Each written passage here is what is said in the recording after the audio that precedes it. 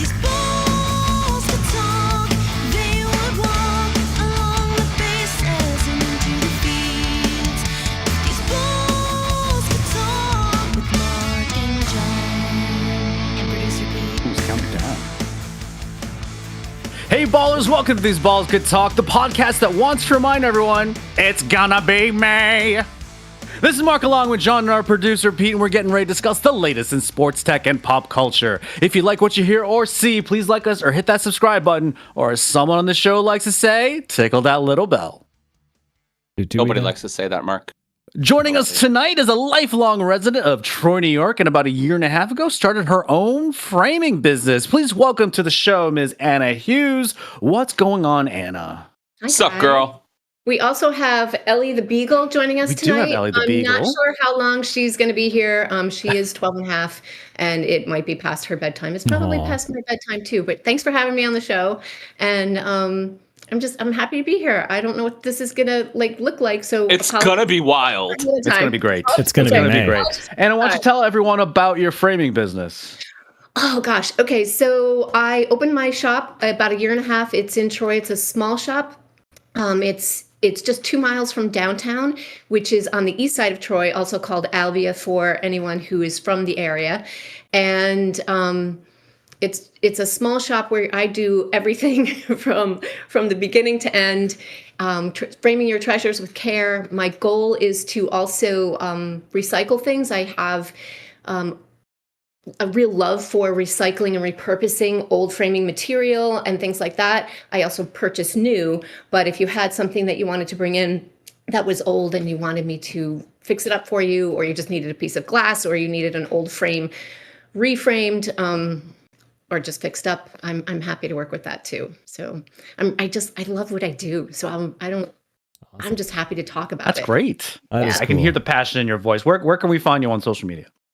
My on social media, I am on. What am I on?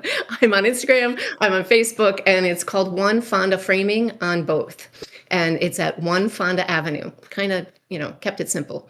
And there's one the framing. link That's me. the link is in the description of the YouTube page, and it'll be in the Instagram posts. Great. All right. Awesome. Let's catch up with everyone.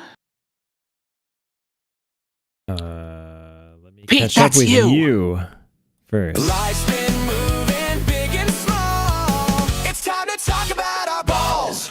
Before Yeah. Almost got it that time. I almost got it, Pete. I Almost did got it. actually I get saw it. even. Well, hold on. I did get it, but there's a half-second fade off on my player, and apparently, even if you hit stop, it still skips to the next track. Yeah, but aren't you? Well, the producer? so Yeah, He is. I That's didn't fine. say I was a good producer. I'm just Okay. a he producer. is a good producer, though, is the thing. How you I'm been? doing great. The Knicks are up by 52. Wow. That's a lot. 52. 52. Knicks is basketball, right? Knicks is the best. Yes. They bounce the balls. All right, good. They bounce Okay. those. Yeah, 52 is a lot, Pete. I don't think I've seen a game that is this lopsided. Yeah, when especially you in the score playoffs. by I've twos never and threes, heard of a 52 game is a lot. Up by 52. They're going to score 150 points, and that's also a lot. So what that means for the kids in the back, for Pete, for Anna, is that the Knicks are going to be going to the second round of the NBA playoffs. Probably going to play the Celtics, but we'll see. We'll see. Mark's crossing his fingers. Sparks will fly on this show if that No, happens. I'm just going to say, and I told Mark this before, but that's definitely a Scotch bet if that happens. Oh my God, yes. Absolutely. Absolutely. Absolutely. Too. Scotch as opposed to vodka. Yeah, we bet Scotch. Okay. We have a unit of Scotch. There's a bottle that is about $60 that everybody kind of universally likes. So our unit of Scotch is a bottle of Johnny Green. Got it. Happens to be my favorite bottle. All right, noted. It's a good. just putting it out there. Yeah. Oh, yeah. So everything else, yearbook is mostly done. I am doing a wild thing. Pete would be proud of me. I had Melanie take pictures of all the kids in Jamie's class in their graduation shirts. They have spread, and it's like, and I'm removing the backgrounds of all of the pictures, and I'm placing them on random pages in the yearbook, and I'm doing an 8th grade Where's Waldo, and I'm very excited by it. That is cool. See, And it that's- looks awesome that's already. the place for fun things on a yearbook like that. Love it. Yep. Because it's not like a high school yearbook. It's a middle school yearbook. It's all fun. Like, who cares? Oh yeah. I mean, high school ones are fun too. Follow-up question. God bless anyone who's ever made a yearbook. Is one of the hardest technical projects I think I've ever done. Ever. More I difficult was than on the the Manhattan yearbook Project. committee. Does that count? It totally counts. Totally Okay. counts. It Right, is class like 1987. I was on it the is yearbook like committee. hurting Nice. blind cats who don't like you. That's good. So they're scratching As opposed to you blind and cats that going- do like you. Yeah, I mean, yeah. that's As better. opposed to blind cats that do like you, exactly. It's just like I need so much stuff from people, and people are like, "What was that you needed?" I'm like, "Well, Are these pictures. children or adults? Adults, because Adults. the children." Every Thursday for the last 4 months, I've been going and kind of trying to teach them about computers and graphic design and having them design pages, and they've made 20 pages, 30 pages. I felt like Yearbook Club went really, really well for 13 and 14-year-olds. But not so much for their parents. And not even the parents, the teachers, it's just random. the It's principal, like Oh. the other, I mean, some parents, like I'm done with the book. I handed it to the principal. I'm going to have to hand a new one, but I got another. We're doing like dedications for the 8th graders that the parents can kind of buy to kind of support the book. And But I'm getting, you got to cut them a break. Teachers and principals, they get a lot going on. They do so much for us. no. Yeah, Yep, yeah. yep. I feel you, girl. That's why I'm doing the book, because the teacher was like, I don't want to do it anymore. And I'm like, well, we're going to do it because Jamie needs a yearbook. I agree. I still have mine. And actually, That's awesome. I have mine from grammar school, which was Gardner Dickinson, which is in Wyandotte, New York, because I live a mile from the house I grew up in. And I still have mine. And I ran into someone from grammar school, and I showed them my yearbook because I brought it. I had an appointment with them for framing, and so I That's brought awesome. the yearbook.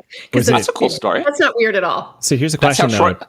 Did you That's have how them short sign works. it? Or did they already sign it way back then? You know, I should have had him sign it. He Have him was sign a it. crush. He might have been someone I had a huge crush on. Ooh. Didn't have him sign it, but I did get Spill a photo. the tea, girl. I did get a photo with him. And what am I watching? Jamie and I got through every John Wick property, all Wow. 4 movies, and the ballerina spinoff. She's old enough now. We watch. The only thing now I'm still kind of on is adult situations. Just no sex stuff. But murder now. We're doing murder. I mean, So. murder's fine. you know. Murder's fine. Live up to that. Sex is If you evil. Start with murder. That's the American way. I mean, John Wick kills bad guys. So. That's true. As long as they're bad guys. And I'm really enjoying Daredevil Born Again Season 2. Season Me 1, Season too. 2. What an incredible show. And we were talking about this on our threads today. Incredibly timely. It's essentially about a evil authoritarian taking over New York City and making a police force that does his bidding. Mm-hmm. That's above Person the law. That's above the law. That Mhm. can do whatever they want. That take people off the streets. Yeah. Mhm. So timely. While using his charisma to grasp more and more power. Yeah, he seems very nice. He's very well spoken and he's rich, right? So a rich, well spoken person, the Kingpin, Very taking poignant. over New York City with an iron fist. Yeah, very poignant. Anyway, now that I've started us off with depression, I'm gonna end us with depression, but that's for later. What's We're not- going on, Mark? Spoiler alert. You're going to be the bright spot tonight, John. You are not bringing on the depression, and we're not going out with depression. I'm counting I on love you. it. I love it. What's You know, going I'm on, not- buddy? I'm not sure your brightness is gonna be enough for his darkness. We'll see. I'm pretty I mean, just fucking look. He's got. You Great. can barely see it. He's so dark in his room. I'm so spooky. He needs some light. Yes, you're very. I Spooky. want you guys tell.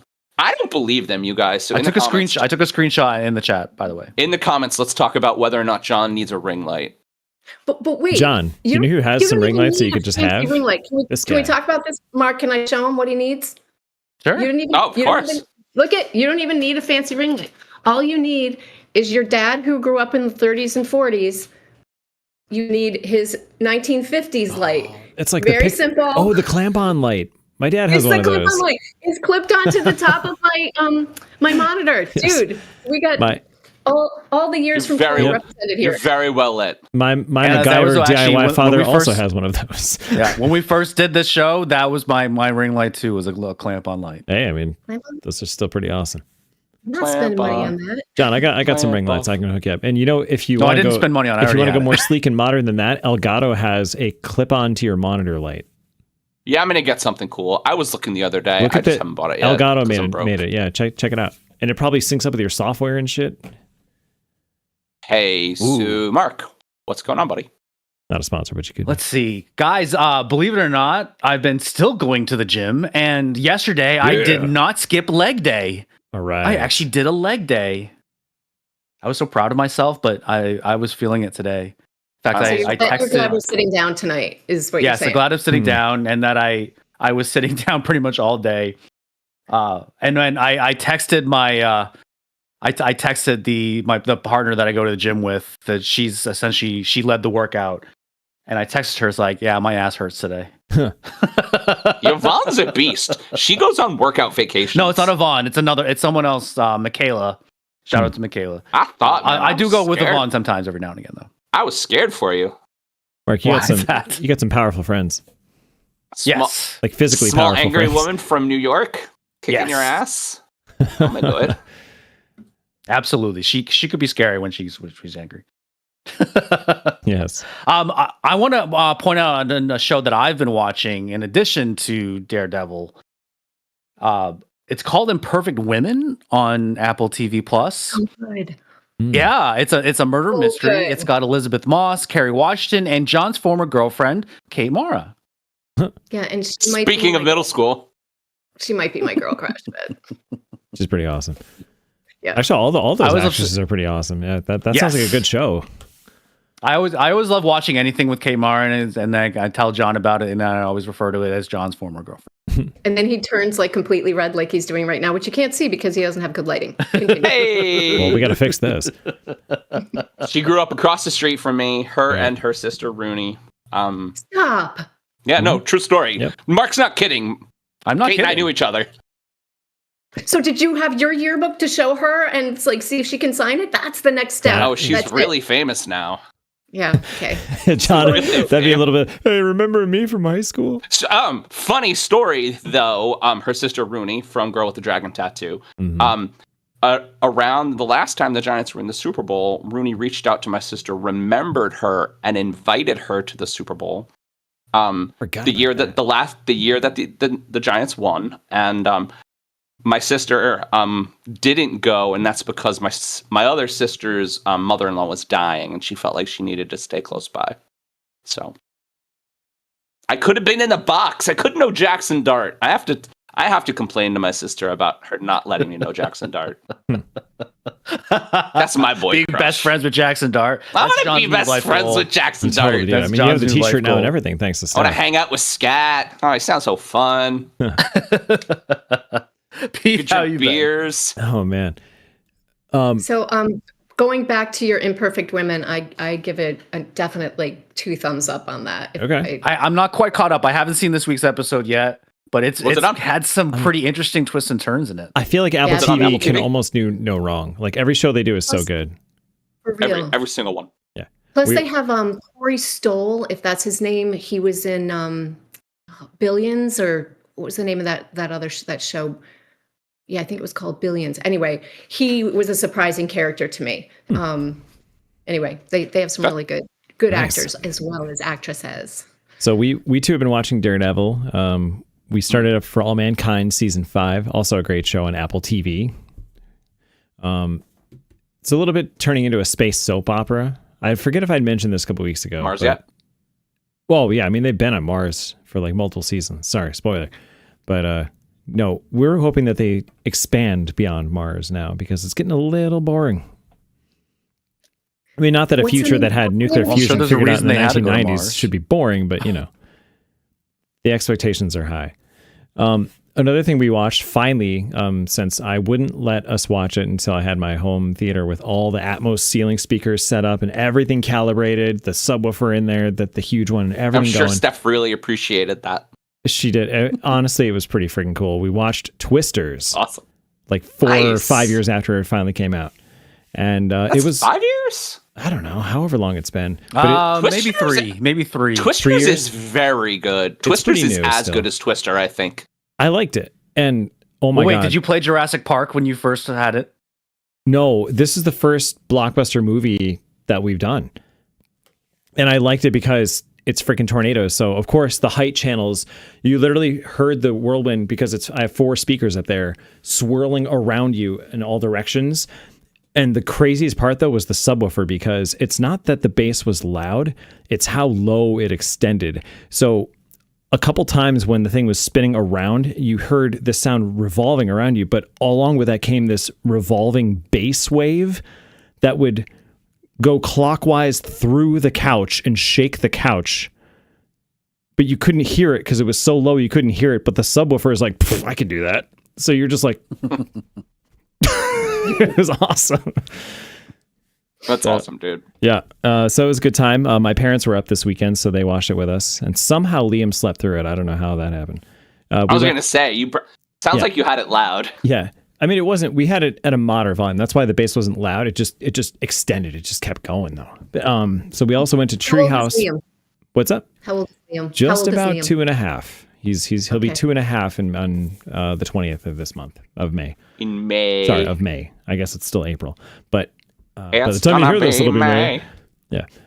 Yeah. We went to Treehouse Brewery in Saratoga. It's huge and really cool. I found out Liam might be low key really good at soccer already because he was dribbling a beach ball like expertly, like a soccer ball, and just running around like hee, kick, and perfectly dribbling it between his feet. I was like, whoa! First time he's ever done that. So that was fun. And yeah, having fun. Steph planted our garden.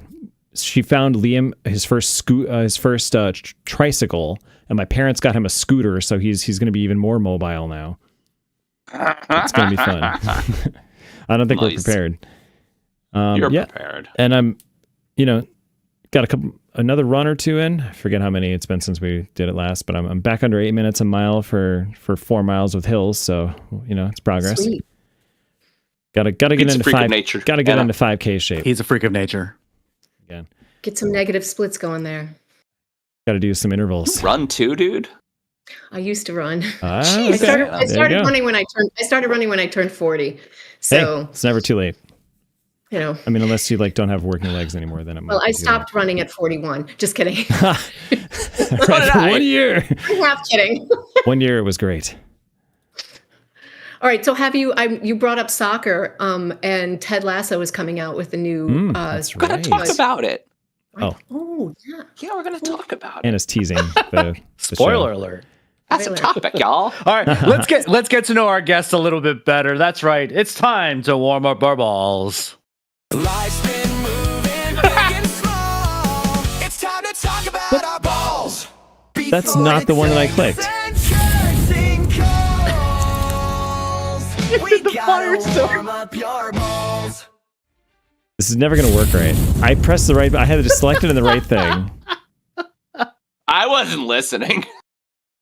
We're really good at this. 10 Oh my seasons, God. Anna. 100 episodes. During the segment, plus. Pete will spin the wheel that will randomly select the question for our guest to answer. Are you ready, Pete? No, you gave me too Oh, many boy. buttons. You should say, "Are you ready, Anna?" Because That's true. Well, He has to I have press to the spin the buttons. wheel. So I guess it's are we both ready? You're both I'm ready. ready. Are we all right? These I'm should ready. be relatively easy questions to Okay, answer. here we go. None of them are about sports. any of them about sex? Because go ahead.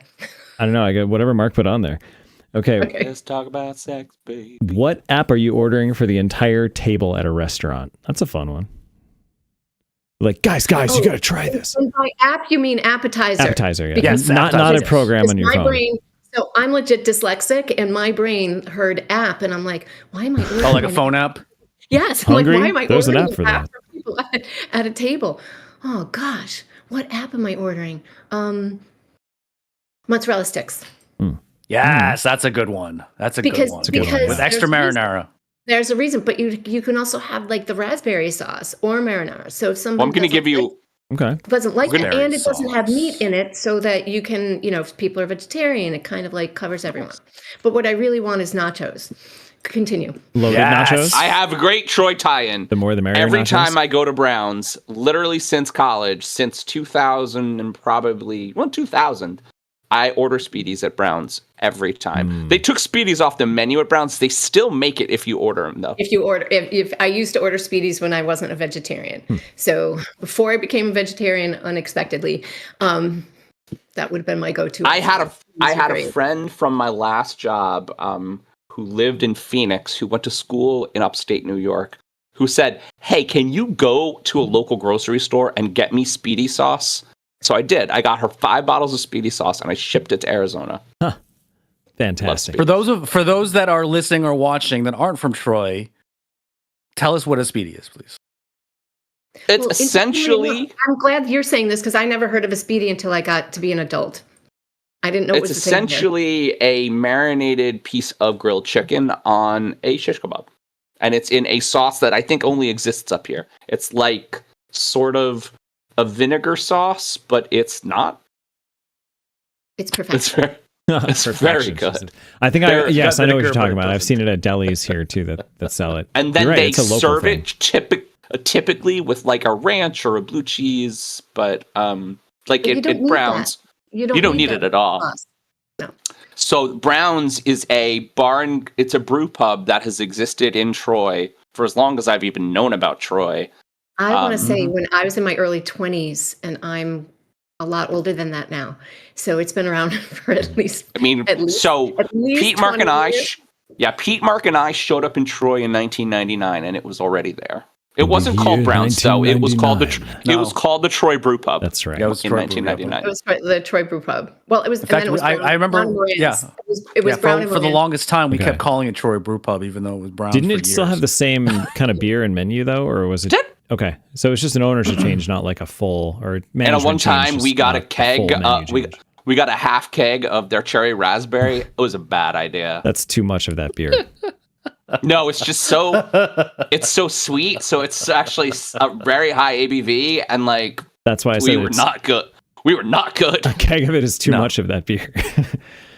When did you guys show up in Troy? Because it wasn't. It used to be Brown and Moran's, then it was the Troy Brew Pub. In 99. 99, we were all freshmen in 99. Yeah. Okay. So It was around for a little 27 while before years. then. Can I give 27 a years ago. And were you freshmen? Where were you freshmen? at the very place that you're wearing the game sweater of? By the way, awesome jersey. Thank you. I maybe borrowed it from my neighbor Cindy. That's Thanks, okay. Cindy. It's got Puckman on it. It's all good. Oh well, Puckman. Puckman. I have a nice big shout out for Puckman. Yeah. Is my friend. I don't know if you can hear my dog is snorting right now, so apologies if you can hear that. No, it's okay. Puckman was created by my friend Randy Rumpf. What? This is his. This is his creation, and actually, he's a Dude. big part of why. Actually, Randy also did my logo for One Fonda Framing. No so he shit, did that's awesome. Puckman and One Fonda Framing. He's like Wow. like this. Wow. He's a pretty- Greatness. yeah, that's pretty cool. So he's a very good friend of mine and a lovely human Wow. that I feel really lucky to know through working at Hill Stationery in downtown Troy, which was around for 100 years. That's awesome. Great ass me. shout out, dude. It was- Wow. I didn't Yeah. even know that. Fantastic. Yeah. So I know we went Pete, on you a were bit going of to say a thing, and then we got to move on. I know we went on a bit of a tangent, but guys, Druthers Monkey Bread, amazing. I would buy that for the table. And for a classic, and maybe we can send this off with a drink. R.I.P. To the loaded nachos from Bombers. You are no more. You're RIP missed. to Bombers. Or just The Bombers in nachos. general, right? Everything was a good app there. Oh, I miss Bombers. No one did a burrito like Bombers. Tofu fries. Pete's ex-coworker Cowboy Nick wrap. ruined Bombers. Oh, is blame that him. part? No, I think they went down on their own. That was We changed those the are menu. different stores that We that changed the got it. menu. He changed the menu. No, on that wasn't Beer Garden. Bombers. That was a bunch of other places. Beer Garden went Beer down. Garden, Beer Garden, which is closed. owned by Mr. Bomber. Mr. Bomber. I thought it was or a whatever different. his Well, name is. anyway, It's not maybe Bombers went down too. I don't know. We'll just blame everything on that. Nick's fault. Next question. Hey, Nick. God. Yes. All right. Where did Celtics you are now go? down by 21. Where did I you saw. go on your favorite trip? Turning this on. This is a question for me again? You have first dibs on Always all of these you. questions. Yeah. Oh, why didn't I get these heads up? Where did don't I know. go It's a on week. It's my more fun this way. Okay, my favorite trip, but not like it. Okay, Okay, I went to St. Martin. Just before my dad, Ooh. I'm going to tell you this. It's the only time I've ever actually been out of the country, unless you count Canada and Mexico, which you can drive there. So I don't really consider it out of the country as much as You can drive I do to St. Mexico? Martin. What's that? Yes, you Well, can Mexico, drive to Mexico. I did. I drove to Mexico. That was Sure. I drove I to Mexico. walked to Mexico theoretically. Wait, that's actually a funny story too. I drove to Mexico on a fourth date. So that's a whole story in itself. Yes, but From New York? no, actually from New Hampshire. So it was like really right across the whole High country, five. and then yes, A and then long down to drive. Mexico. It's a whole story. But my favorite trip had to be St. Martin because it was just after my dad passed away in 2018, and before he passed, I was telling him about all these things that I wanted to do with my life, like or vacations I wanted to go on, and here he was convalescing. He was getting ready to move on to the next world. And he could barely speak. He had Parkinson's. And he said to me, I was talking about like, I wanted to go on vacation. I've never really been anywhere. And he said, using all his strength, he said, stop talking. And I was like, oh, fuck. Like, I'm sorry. Like, here's this man in his bed, convalescing, dying. And I'm talking about what I want to do, like go on a fucking vacation. Like, what the hell is wrong with me? And then he keeps going. And he's using all his strength to say this. He says, stop talking about it. Do it. That is actually the last thing that my dad said to me. So I went to St. Martin, and it was like a huge deal. I mean, for me. how could Good you, advice. how could know. you not Can't after not do that? it from that. Wow.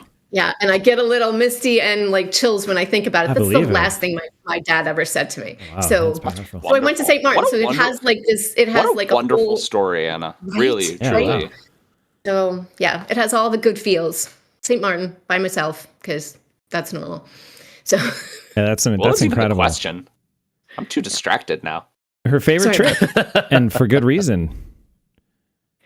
it's yeah. I went to Rome, or I went to from Rome up in Italy when I was 12, and that was great. I remember a lot of that. It's where my Vatican story comes from that I said on the show last week. Yeah, we've had this question definitely kind of know this before. trip. And then I feel like we've been on this trip with you. it was also the first time in my life that I realized that in Europe, women like to sunbathe topless. It was at that That's moment why that we I know was. the story. Don't we all?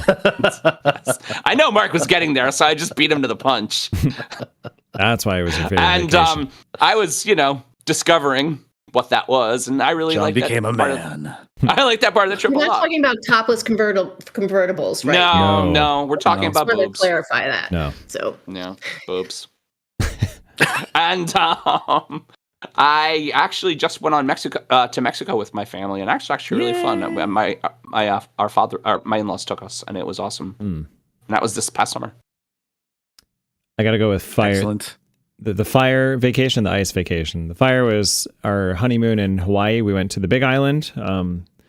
We went to Kauai, which was, I think, both of our favorites, and then Oahu, which we spent the most time in, but I feel like we only really got to experience Oahu once, and that was when we rented a car. Like, being in Honolulu, it's just a giant city that happens to be on a beautiful tropical island. It's like a metropolis that doesn't belong there.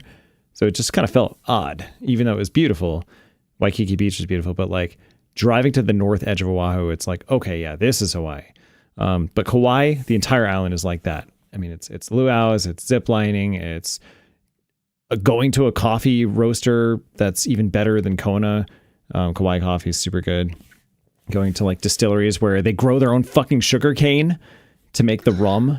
It's still the best rum I've ever had. They make a coffee rum with Kauai coffee and sugar cane that they grew either Don't you in guys Kauai still or order that? Oahu. Yeah, every once in a while. I have to ship it from California, so it's expensive, but it's worth it. The best amazing. campfire drink ever. And so that was the fire vacation. We had a ton of fun. And then the ice one was Iceland. And we are going to go back to probably both of those places. They're probably the only two locations that we've been to overseas or out of the country that we would probably return to because we're not All right, finished. we're with at 10 them yet. minutes, so let's bang out question 3, Pete. Okay. We got distracted. We get Okay. distracted a lot on this What show. pla- Well, Place. also, I kind of went off on a whole tangent about my dad there. So That's not a tangent. You that was answered not the a question. tangent. That was a perfect. Not your fault. That was a perfect answer to that question. That was a perfect answer. Chef's kiss. And speaking of chef's kisses, whose place has the best burger, or what place has the best burger? And Anna, since you're a vegetarian, you can also go meatless. no, I already have this answer. Oh, you do? It's Okay. Nighthawks. Nighthawks in downtown Troy. I am going to continue to talk about downtown Troy. Really? Nighthawks in downtown Troy, and actually the guy who owns it, I didn't realize is one of my neighbors, and also gave me some plants recently. His name's Josh, and they have the best burgers, hands down. A friend of mine took me there and said, "You have to try their burger." I'm like, "Hey, dude, I'm a vegetarian," and I wound up getting their veggie burger. I'm totally hooked. I have to have one at least once a month. Wow. Their menu is outrageously good.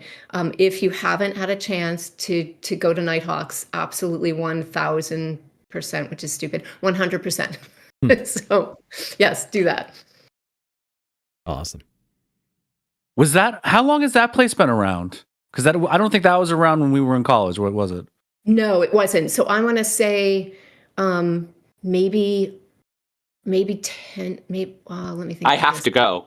At Yeah, least, well, we all I have can to tell go. you this. We I all can love tell you burgers. At least 7 years. It's at least 7 years, maybe 8 or more. So it's Rock been and around. roll. Yeah, we all love burgers. That's one. After yeah. a race, I love a burger and a brew. Oh, that's a great way to recharge from a race. Yeah. Absolutely. I used to love the pump station burgers. Is that even a place anymore? Yeah. In Albany? Its name has changed. Okay. It's a different thing. It's still right there. It's still what it is. It's just the name has changed. I don't Okay. remember what it is. I don't know if those burgers are as good. I really just like a Druthers burger. If somebody asks me like, "Hey, where you want to go for burger?" I'm like, I'm going to go to Druthers almost every time. Solid choice. So what I'm hearing is you guys are coming to Troy and going to Nighthawks. We're going to have to try this 100%. then, I guess. Yeah. 100%. And you know who likes a burger? Jamie. Jamie and I are going to go get a burger at Right. Nighthawks probably soon, like in a couple of weeks. And you're going to let me know. Not a sponsor, but you could. Oh be. no, we're totally going to go. You got to Right. meet you got to meet grown Jamie. You met kid Jamie. You got to meet grown Jamie now. I do. Can I give a do. shout out to our fan listening from Alaska, Amy, when we visited 49th Street Brewery? This isn't a burger per se, but it's the best non-cow burger I've ever had. It's not really a burger, but whatever. It's going in there. The salmon burger. It was a full, super fresh sockeye salmon on a freaking roll. And it was The immaculate. whole salmon? Like an entire fillet of salmon, like a half-pound salmon on a What an burger. Alaska Went in Alaska, food. and it How was big so was the fresh. bread? It was huge. This thing was massive, and it was so fucking good. Steph and I said it was like our favorite sandwich That was for one that we ate person? out there. Yeah, it was. Oh man, Amazing. So good. Anyway, All right, Pete. We got to move on. yep. It just seems so complicated. All right. You know. And now we hand things off to Pete Okay. for his so- returning segment. well, first of all, we'll do a quick one. Before the No day exposition, bro. I gotta really fix this thing. Hold on, guys. All right, here we go. Pete, you only get 10 I'm minutes, gonna bro. fix this thing too. Sabres reports. So, You took it off right for the hockey segment. I'm getting a little toasty. oh, man. Yeah, because you have a spotlight on you. It's my All dad's right. spotlight. So Mark and I are definitely in the thick of things, where the Sabres look dominant in Boston Haven't been 2 paying games in a row, winning, going up 6-0 in like the second period of Game 4 to go up 3-1 in the series. We thought it was in the bag. Nope. The Bruins bounced back in Buffalo, and Swayman. Oh, wait, that I didn't know. My God, Swayman stonewalls everybody. He's fucking good. Held the Sabres to 1 goal the entire game. It was a 1-1 game for like the entire game. Goes to overtime, and Pasternak does a Pasternak thing and scores an incredible goal. And as soon as we get Ostlund back, and we're like, yeah, Ostlund's back. Ostlund's hurt again. Damn it. So I don't know, guys. Damn it, Ostlund. My initial prediction of like a drug out slugfest all the way going into like OT in Game 7 might actually come true. Because honestly, I feel like every game these two teams play is a coin toss. It's either one team dominates or it's dead even the entire time. And you never know what you're going to get.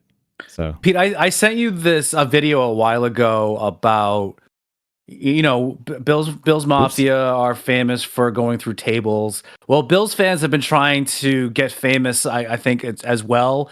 And there was, you know, as we said, Pasternak, his nickname is Pasta, and so Sabres fans were actually throwing pasta at a blow up Pasternak. That sounds about right.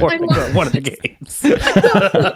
I mean, As an Italian, like, they give my stamp of approval.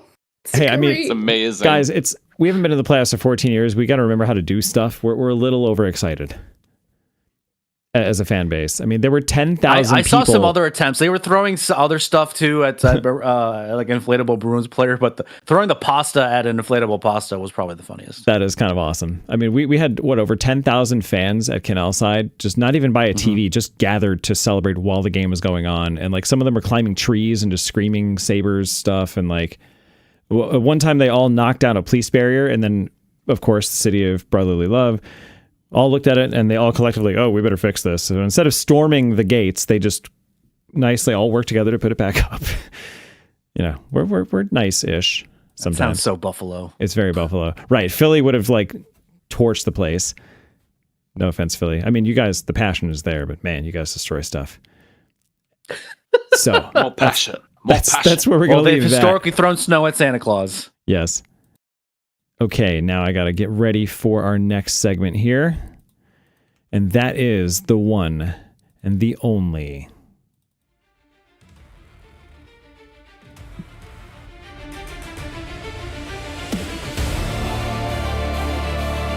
Our house bands are very good. Yes. I hear that. I hear that. Mighty Morphin Power Rankings!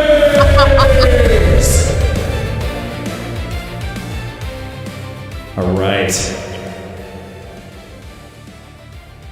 So, guys, welcome back. The NFL never sleeps, and neither do I. Seriously, I think the coffee at work is way too strong.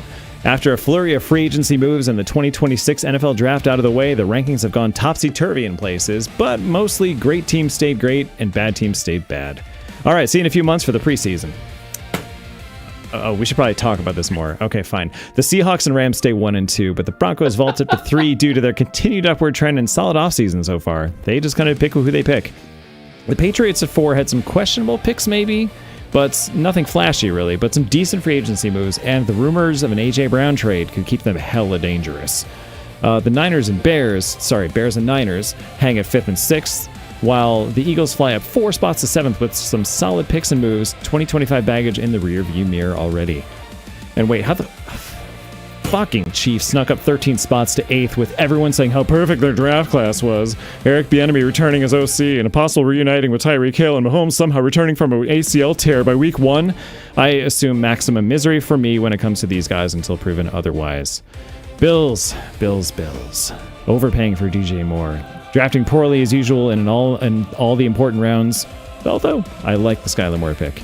Not adequately addressing wider WR. Sorry, I'm quietly excited for Skylar. About to exceed expectations, I should read my own script. Should have followed my 20-point Super Bowl plan, guys. Instead, you're just 9th. The Ravens perch at 10th, up 5 spots, looking strong again with a great draft and healthy Lamar. Lions up a few to 11th. Packers and Texans fall to 12th and 13th. Chargers hang around at 14th, and those Bengals are quietly rebuilding a promising young D-core to go with their already great O-core. They pounce up to 15th. Just stay healthy, Joe.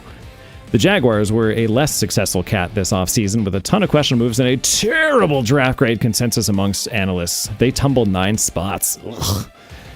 Quickly catching up are the Giants, growing more giant by the day. Harbaugh's influence is really starting to show, guys, with some 4D chess trade and free agency moves coupled with an incredible top half of their draft. They're up 5 spots to 17th, just on the fringe of the upper echelons of the NFL. On paper, at least. We'll see how the games go. A lot of the other teams shuffled around here, so be sure to read the full list on our site to catch up. But I will say that the Browns deserve the 7-spot leap, even though they're the Browns, because they stole the players I liked from the draft. Sorry, KC Concepcion. I really wish you could have been a Bill. The Falcons seem rudderless, QB1-less, and possibly via trade pitless? Eesh. And the Jets went up 4 for now because they nailed the draft, as they say every year. How many times have we heard that before? Okay, we can argue this all we want on paper, but ultimately let's see how this all pans out once these teams actually start playing, huh? Till then, stay frosty. So what do you guys think? I have a few perused the hot list? takes. Yeah, Okay. I have a few hot takes from this list. First of all, Sure. Let's talk I about don't it. I don't agree the Chiefs should have probably shot up to the top 10. Well, I mean, they got a couple of really nice picks, but they lost their 2 starting cornerbacks. That defense is probably going to take a little bit of a hit. Now, it is But Mark, they're the possible Chiefs their and the- offense got a little better. I saw when that trade gave them an A+ for getting rid of him. So it's like they have the stupid Patriot way mantra going because they're the Yeah. Chiefs and they won a bunch of Super Bowls. The Bills, Skylar Bell, the more tape I see about him, you should be Good. excited about He looks Skylar Bell. very good. I am should. excited about him. I How don't did think the he- Texans should have gone down.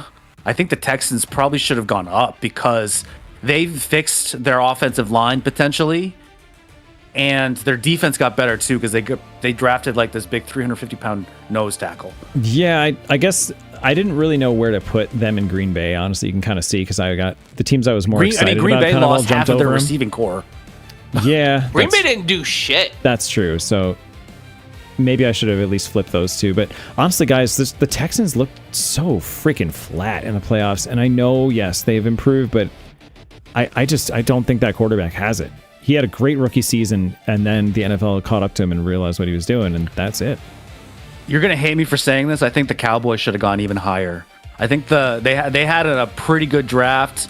Cowboys had a good draft, and I hate it. Considering they didn't sign George Pickens to a huge long-term contract, I think is also going to be a big win. Even though they're probably if they were I mean, he's smart, on the they team, would so- trade him. I think halfway through the year. They Whether might. or not that'll happen is another story. Yeah. If they win with him, I mean, I think the Cowboys are John, cover your ears. I think the Cowboys are going to win the NFC East this year. No, you're wrong. I have our Who's going to win it? The Giants? I have our I hate Dallas and they suck watch. glasses I'm not on gonna say when it I out do loud. this, so I'm not going to say it out loud, but you just watch. yeah. So this You did say out loud that they're going to get 8 or 9 wins. They are. I think the Cowboys can get at least 10. Listen, I honestly think the Giants are going to get more wins, but I know what I said last year, so I'm going to just stick with 8 or 9. You said the same exact thing last year, actually. I did. So Mark, I will say I kind Hey. of cheated on this list. Oh, sorry, John. I cut you off. No, it's okay. I just know that with significantly less weapons, with a less good defense, with less good cornerbacks, the Giants were 5 one-game, one-score losses away from a 9-win season. With True. almost nothing except for a franchise quarterback, which they still have. true. So I am cautiously optimistic. That's why I had to bump him up to the middle. bursting inside. However many. Yeah. Well, John, A little bit. right. So however many You want to spots. scream to the world how much you love Jackson Dart. Yeah, however many do. spots I had to move them up, I had to put them somewhere in the middle, like right in the No, middle. the middle's fair. Listen, the Because middle's it could fair. go either way. They There's They won 4 games last year. The middle's fair. Yeah, there's a lot of excitement coming out of this offseason for them. So it's just, is it going to translate? They are, I mean, without I a think doubt, their best offseason move was picking up John Harbaugh. they are yeah. without a doubt the most exciting team to talk about because they could win the most improved team easily, like for sure. They definitely have the right stuff for it. But everything does have to meld. Everything has to happen first. So I'm Yeah. going to wait for that before I get really obnoxious. Who was the receiver you took? I feel like you guys could have done a little bit better in that part of the draft. There were some better receivers out there, I thought. I'm forgetting his I name. think the receivers, I think their draft was excellent. Well, the top 2 picks were like, that's as good as it gets. I mean, Reese I mean, dropping Reese to 5th or whatever he was. They wanted CeCe Mawinoa for 5. They wanted him at 5. Mm-hmm. And they got him at 10 and got the best linebacker in the draft. I mean, I think Yeah, and I don't even Safety. understand He's how that safety. Arvell Reese is not a No, safety. Reese is. Oh, I'm he's sorry. like a You're Micah right. Parsons You got- equivalent. So you he's got Arvell Reese. I'm He's sorry. a pass rushing specialist linebacker, and those are awesome these days. He's like a Micah Parsons. That's what I just said. Yeah. Yeah, because you guys were like, "Oh, a linebacker." I'm like, no, this is not just any linebacker. Micah So- Parsons, remember, was not all that spectacular in college. No, but he was this unique build. Like he was a unicorn. The way he was conditioned, the way his Malachi size, Fields, strength, and actually, speed. I'm hearing great things about Malachi Fields, and the Giants Yeah. aggressively went after Malachi Fields. As a- trading Cowboys up, got him. Yep. So that the Cowboys couldn't get him. And I know we're probably As a- speaking Greek to you right now. Yeah, sorry, Anna. Is there? I'm listening to all these names that I don't know, and I'm like, I never heard the guy Malachi, and all I'm But thinking, being- Children of the Corn. These are all pretty Being new in New players. York, though, you must feel the energy when the New York football teams like the Giants and the Jets really are doing upstate. well. Not So really upstate. I do feel the energy, and I try to avoid it. I'm just kidding. So my favorite time of the year is like right after the Super Bowl. So because it kind of gets quiet anyway. But I will say this: that a friend of mine, I do have a connection, and it's obviously has to do with someone that I had a crush on. My very first crush in second grade at Little Red Schoolhouse in Troy, New York, was on a guy named Dave Malik, and he is a cinematographer for NFL films. Whoa. So You know some pretty cool people.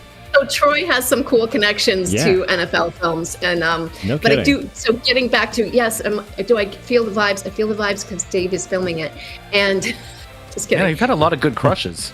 I was gonna say. I do. We didn't even get to the we didn't even talk about the guy from the Montreal Canadiens who I went out on a date with, but we'll yeah, that'll be another topic for another day.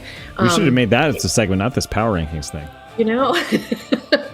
But back to the NFL, I don't know a lot about it, but I'm curious because I'm hearing a bunch of names I haven't heard before. Because in my brain, I still have like Tom Brady in my head, like as someone who. Tom Brady is a part owner of the Las Vegas Raiders now. Okay, and what are the twins' name? Or not twins? The two brothers who are really funny. The Is that Kelce's? Eli and Peyton Manning? Yes, thank Oh, you. Eli and Peyton. Okay, yeah. But They're going both back, retired, but they're I'm hilarious. a little behind the times with my NFL names. I don't know a lot of them. We If are you do have a game talking on, you should about watch the Manning cast where the two of them are on there just making fun of people all the last time. weekend. The Okay, that NFL sounds think I draft. need to awesome. do Thanks, that. Pete. Thanks. Where they're making fun of people, I'm all there. Yes. So yeah, They're making last fun of weekend the players. NFL You might learn draft more about happened. football, Anna, if you do that. And They are what pretty and what smart, that too. means is that all the best players, all the players that were graduating from college, they got picked by teams. Yeah, so these And are so all they have to leave. these are all new names to us too. Like we're just learning about these good. players Okay, now. but what I did say earlier, Malachi made me think of Children of the Corn, which really shows that I'm of the 80s. So when I hear the name Malachi, does anyone not think of that? Probably anyone born after 1990. That's a So, messed up movie. Yeah, that All was the right, age we're at for it. time, my friends. All right, so Final guys, thoughts: Jackson Dart, Jackson Dart, Jackson Dart. and That's the- my final thought. Do you guys agree with the Falcons getting that much too? I just don't know what to We can't do. yeah, talk Falcons about, suck. we can't Falcons are talk gonna be about it terrible. anymore, buddy. The Falcons are going to be terrible. Let's Yeah. just leave it. All right, we'll leave it. Even Kirk Cousins left. One more question. Even Kirk Cousins. With Tua gone and like Miami supposed to have a good I draft. don't really have a choice. I feel like they're tanking on purpose, which is why I put them I towards didn't think the Miami bottom. had a good draft at all. Some people thought they did, but maybe it's just that they picked so many players that they're bound to get a couple good They ones. had a lot. They had a a lot, lot of of, wasn't it 13 picks? They had a lot of picks. That's a lot. That's the Dolphins, right? Yeah, Miami Dolphins. Yep. I think Did you hear that I think they're going to tank this year. their quarterback, who they purpose. paid a whole bunch of money to, has a little bit of a concussion problem. So he doesn't remember people's names in the locker room. That's a true story. He has problems, and it's unfortunate, honestly. Man, they go from a QB like Tua, who was so promising, and then had his own concussion problems, to another quarterback with concussion problems. Yikes! Well, it's the No, nature of that's the 100% nature of the sport, right? I get They all don't have. Unless you're Cam Scotabo, and Malik he Willis just has only literally played batter in, like- rams everyone with his head since high school, and he's fine. Malik For Willis now. hasn't really played that many NFL games, so I wouldn't necessarily call it a concussion problem. Actually, yeah, but No, I've Tua heard- has a concussion. Tua has a concussion. Yes. Tua has a concussion problem. Yeah, no, I think Willis is still. I haven't heard that too much either, and I think Willis is a good quarterback. I feel like that team is not built. He's it's- not a good quarterback, Pete. I don't know Alright. who he's going to throw it to. Yeah, that's the problem. They Is jettisoned all the he wide just going to hand receivers. it off to the running back or HN all the whole time? I know. Also, we got to move on. Okay, and we are done. All right, we would like to thank one of this week's fake sponsors, Rival Block. Temporarily removes rival fans from your social feeds on game day. Rival Block, out of sight, out of mind. Build All right, Emma, shall we kick off the shindig? yeah. So so this was supposed to be a Kentucky Derby episode, but we've pivoted because we have the lovely Anna on now. However, all these next topics, it's still Kentucky Derby weekend. So these are all horse-related songs. Saratoga. Oh, sorry. Close. See, I've been through the desert looking for first topic. It felt good to be out of the rain. In the desert, you can remember your name, 'cause there ain't no one give you no pain. La la la la la la la la la. That's where the lyrics from. Next topic. All right, John and I are heavily invested in the NBA playoffs, with both of our teams being the top two favorites coming out of the Eastern Conference. This year's rendition has been somewhat surprising, with the Magic putting up a battle against the top seed Pistons, the Lakers winning games despite this particular cooler singing their praises just last month, and all four series in the Eastern Conference going at least 6 games. So, everyone, what do we think of the first round of the NBA One of them is over. playoffs? Yes, John, why don't you rejoice in the fact that the Knicks won? And how much did they win by? So many. They won by so many. They won by so many. So many. I think that a lot of the games are really surprising, honestly. Yeah. I think a lot of weird shit is going on. People are getting into fights because James Harden picked up a basketball, and the Celtics are not destroying the 76ers. The Magic is making Detroit look stupid. The Knicks had trouble with the short-ass Atlanta Hawks till they figured out. But they figured it out. They figured it out. Until they figured out they were real short, and that if they just put Mitch and Cat in and just beat the shit out of them, it would be fine. And it was fine for 3 games in a row. Playoff basketball is really fun. Well, listen, it's all about matchups in the playoffs, and there were a lot of really bad matchups for some higher seeds in this first round. The Pistons being one. The Magic are one of those teams, which I still say, I believe I said this on the pod during the play-in games, that the Magic intentionally lost that first game so they wouldn't have to face the Celtics. They wanted to face the Pistons, and now you see why. Yeah. They're a bruising team, a lot like the Pistons and how the Knicks used to be with the Tom Thibodeau days. And it was a bad matchup for the Pistons, and I mean they're down now. I'm sorry, the Pistons are down 3-2. They did look a lot better in the last game, and I actually think the Pistons are probably going to win this series in 7 now, because they're turning things around. I think they figured something. But they got to win in Orlando tomorrow. Yeah, tomorrow. Yeah, I think the Pistons figured out some stuff in the last game, and they'll probably go out. I don't know what's going on with the Celtics. Well, I do know what's going on with them. The fact that they live and die by the 3, and they refuse to change that philosophy. That's what they were doing again tonight. That's what they were doing again Tuesday. The Sixers in Boston are surprisingly annoying. They're annoying, and that's because their backcourt is really good. Maxi's backcourt is really good. Really, I actually think if the Sixers beat the Celtics and they face the Knicks might be in a little bit of trouble, because I think the Sixers match up pretty well against the Knicks. Keep in mind, the Knicks are matched up or really built to face the Celtics, and really no one else. That is true. Well, I mean, we did a number on the Atlanta Hawks eventually. Yes, we did. But I think that would be a bad matchup for the Knicks if the Sixers do make it past the Celtics.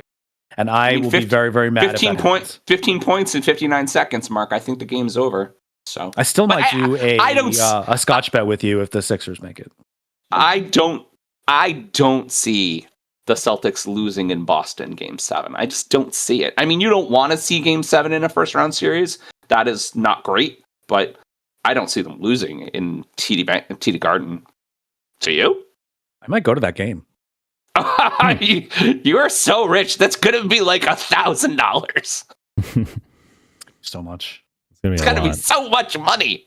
Oh my goodness! I do have something to say about basketball. If I tell us, you can definitely tell us what you think, Anna. Well, basketball is my favorite sport. I love the way they dribble up and down the court. That's not true. That's lyrics. If you don't know, I was going to say that rhymed. Yeah, it's like a Curtis Blow from back in the day. The only thing I could say about basketball, and I'm just wondering if anyone else agrees with me that if they went back to the Larry Bird shorts, I would watch, or I'd be much more interested in watching, because those were the days. Those long shorts that they wear now, because I know we're not talking about like their their apparel, but this is what I'm talking about. Is their apparel? They wore the short shorts. I'd be much more into it. Yeah, Yeah. Yep. I'm into that. That's the only thing I have to say about basketball. You have HBO, Oh, Anna? And I'm sure I had a crush on someone who played basketball. You need to watch. There's a show called Magic Time, Poor which Mark. is this- Look at Mark's face right now. He's like, did she really just bring up the short shorts? No, Did we- he's reading. He's No. reading something. I And didn't so the realize show, that Game 7 was on Saturday. the show Magic Time is actually about the 1980s Showtime Lakers and their battle with the Celtics. And so it's got magic. It's like filmed in this 80s film grade that I think you'd really appreciate. I think you should definitely watch it if you like basketball and short shorts. It's the short shorts more than the basketball itself. And 80s men were so gross though. Well, Just hair and mustaches. oh, but they were fit. You don't look at their faces. I mean, Tom Selleck is like a sex symbol in the 80s, and you're just like, really? Did you have a crush on? Did you have a crush on Tom Selleck? I can still see that. I didn't have a crush on Tom Selleck, but I do now. From the That 80s. works. But Tom Selleck 80s, not Tom Selleck now, if that makes sense. Obviously. Not Tom Selleck Friends version. He got a little either. bit fat now. Yeah. Tom Selleck, like Three Men and a Baby. You like that movie? Tom Selleck. Oh, man, I haven't seen that in forever. Like- Blue Bloods Tom Selleck is a little chubby. Yeah. Friends Tom Selleck was still sexy. I was going to say, Yes, he Friends- had some okay, good Friends cameos Tom in that Selleck. show. We're going to go with that. 3 Men and a Baby Tom Selleck was probably prime Tom Selleck, I think. Yeah, I think you're right. What was the detective show where he was like his mustache was at its Magnum full power? PI. Magnum PI. Yes, full power mustache. I was a little too young to have a crush on him then, so. He's like Samson, but from the 80s. Episode title, Mustachio Balls. Done. Write it down. All right, we're at time. Let's fucking go. Do I even have my questions? We'll raise up our glasses against evil forces. Whiskey for my men. Next topic for horses. Next topic for horses, Mark? I had to fit next topic in it. It was March. God. It was I had to fit next topic and horses in it, okay? I liked it, John. Show your face. I was just vamping anyway. Oh, I mean, we already previewed it, so let's get to it. Apple announced this week that Ted Lasso was officially coming back, dropping a teaser trailer and confirming that season 4 kicks off this August. Teaser, by the way, is awesome.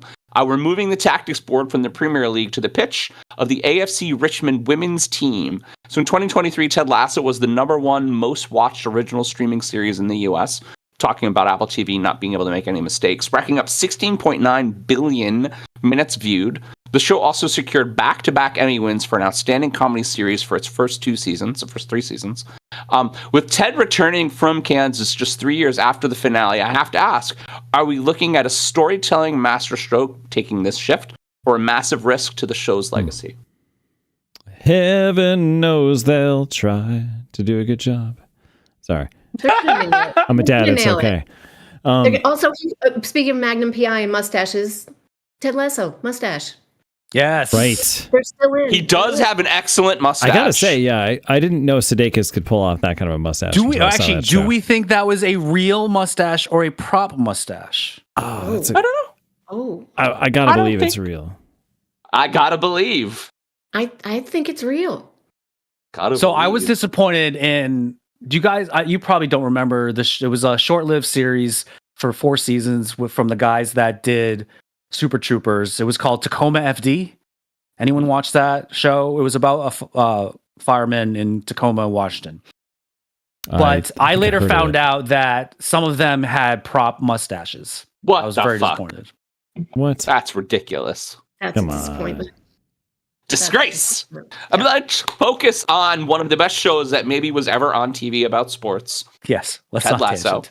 Let's not tangent right in the beginning. We can tangent. So at the wait, end. did they release a trailer, right? Or Yeah, did teaser they trailer just is announce out. it? This I teaser haven't seen trailer the is out this week. Everybody I should cannot watch watch it. the teasers. I have Ruins not it seen for it me. either. Can't watch it. Can't do it. And It is announced that all the Diamond Dogs are back. Obviously, Roy is the coach of the Richmond team now because Ted went home. Ted is bringing his son to England. Remember, he went home to be with his family. He's bringing his son to England because they were like, well, he went home to be with his family. I don't know if I like that a lot. I love Keeley. I love the girls. And I think that having the girls being a major part is going to be excellent, like really good. I'm just concerned that they're jumping the shark a little bit. And I think that it's worth talking about. Yeah, because it was, it was such a dramatic ending to the show. And it was, for the most part, it was satisfactory. Tied up very nicely. Yeah, Yeah, exactly. It's gonna be hard to And just they were say, all "Hey, like, "Yeah, remember?" we're done. We're not to do this again." And then they brought the band back together. Well, and they pitched it, right? So, end of season 3, Keeley says, "Hey, women's team," and Keeley's Yeah, right. looking to spend her money. She is best friends with heiress, essentially, with a billionaire woman, and so like functionally, it makes sense in your head. Do you think that this was planned then, because they had that little Easter egg at the end? What do you think, Anna? I don't think it was planned, but one of the reasons that I loved the show, like you mentioned, the girls, the women in this show are such strong characters. They're not. It appeals to everyone and the different types of characters that they have. Someone can relate to every one of them. There's not one not likable character that someone's relating to. I love the show. I love that the idea that maybe Keely's going to be running her own. Women's team. Freaking love. Yes, love to see that. fucking And I know Keely's my a lot of favorite. people around the world would love to. I see think that maybe too. one of the best interactions in Did Mark television. freeze? He looks like he's asleep. Oh, No. I froze, didn't I? Darn it. Oh no. One of the best interactions in television is the whole dart scene. I think the dart scene is one of my favorites. Anna, we can see you and hear you. Yeah, you're good. Oh no! Oh no, we're not good. I wonder if she did that. No, she's still We online. lost Anna for a second. There she is. She's back. There she is. Can you hear us? We got you, girl. We can hear you, or we can see you. We could hear you before. What row? Pete, vamp. Yo. So I'm excited about this show coming back. I don't know. It's going to feel a little weird to get back into it, though.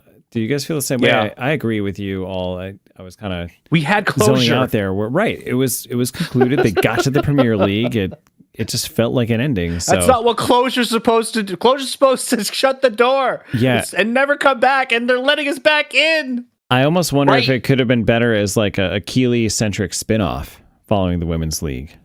A spinoff might be Stupid better. ex-partner you can't get over. I mean, but still have Jason Sudeikis in it, but maybe he's no longer the main character. I don't know. It's hard to move away from the name recognition, Mhm. right? And not be Ted Lasso like a show, I think. Yeah. Yeah. Yeah, we'll see. Anna, can you hear us? I am. You guys all froze for a while, and I'm sorry no. that Okay. She's back. Sorry. She's back. Sorry about that. You guys It's all froze. back! I was like, wow, they really hate what I'm saying. So What's wild about that is that we didn't lose you at all. Oh, you did. I'm glad and not You were glad that I wasn't moving cursing and- everything out. You okay. were moving and looking around and All right, Anna, Ted talking. Lasso, go. Thoughts. Okay. Did you hear me say how much I love Ted Yes. Lasso, and I'm glad that they're back. We heard the whole women Okay, thing. great. which Well, was I'm glad great. that they're back. I don't care what they're doing. I'm happy that the show's on. I don't care what it's about. It's going to be brilliant. They wouldn't put it on Apple if it wasn't. They wouldn't take a the good point. chance. The whole Apple crew TV is doesn't fail. the whole backing the- crew. I think is back too. I'm sure all the writers and Bill Lawrence, I think, is still a part of it and It'd be whatnot. fucking So. Yeah. brilliant as ever. Yeah, Yeah. and that's the thing. I mean, it just like Apple's figured it out that the formula, great actors, great writing, the story will tell itself. Anna, do you watch Regardless Shrinking? of if it's named Ted Lasso or whatever, it's Yeah. it's part of the franchise. Yeah. Anna, do you watch Shrinking?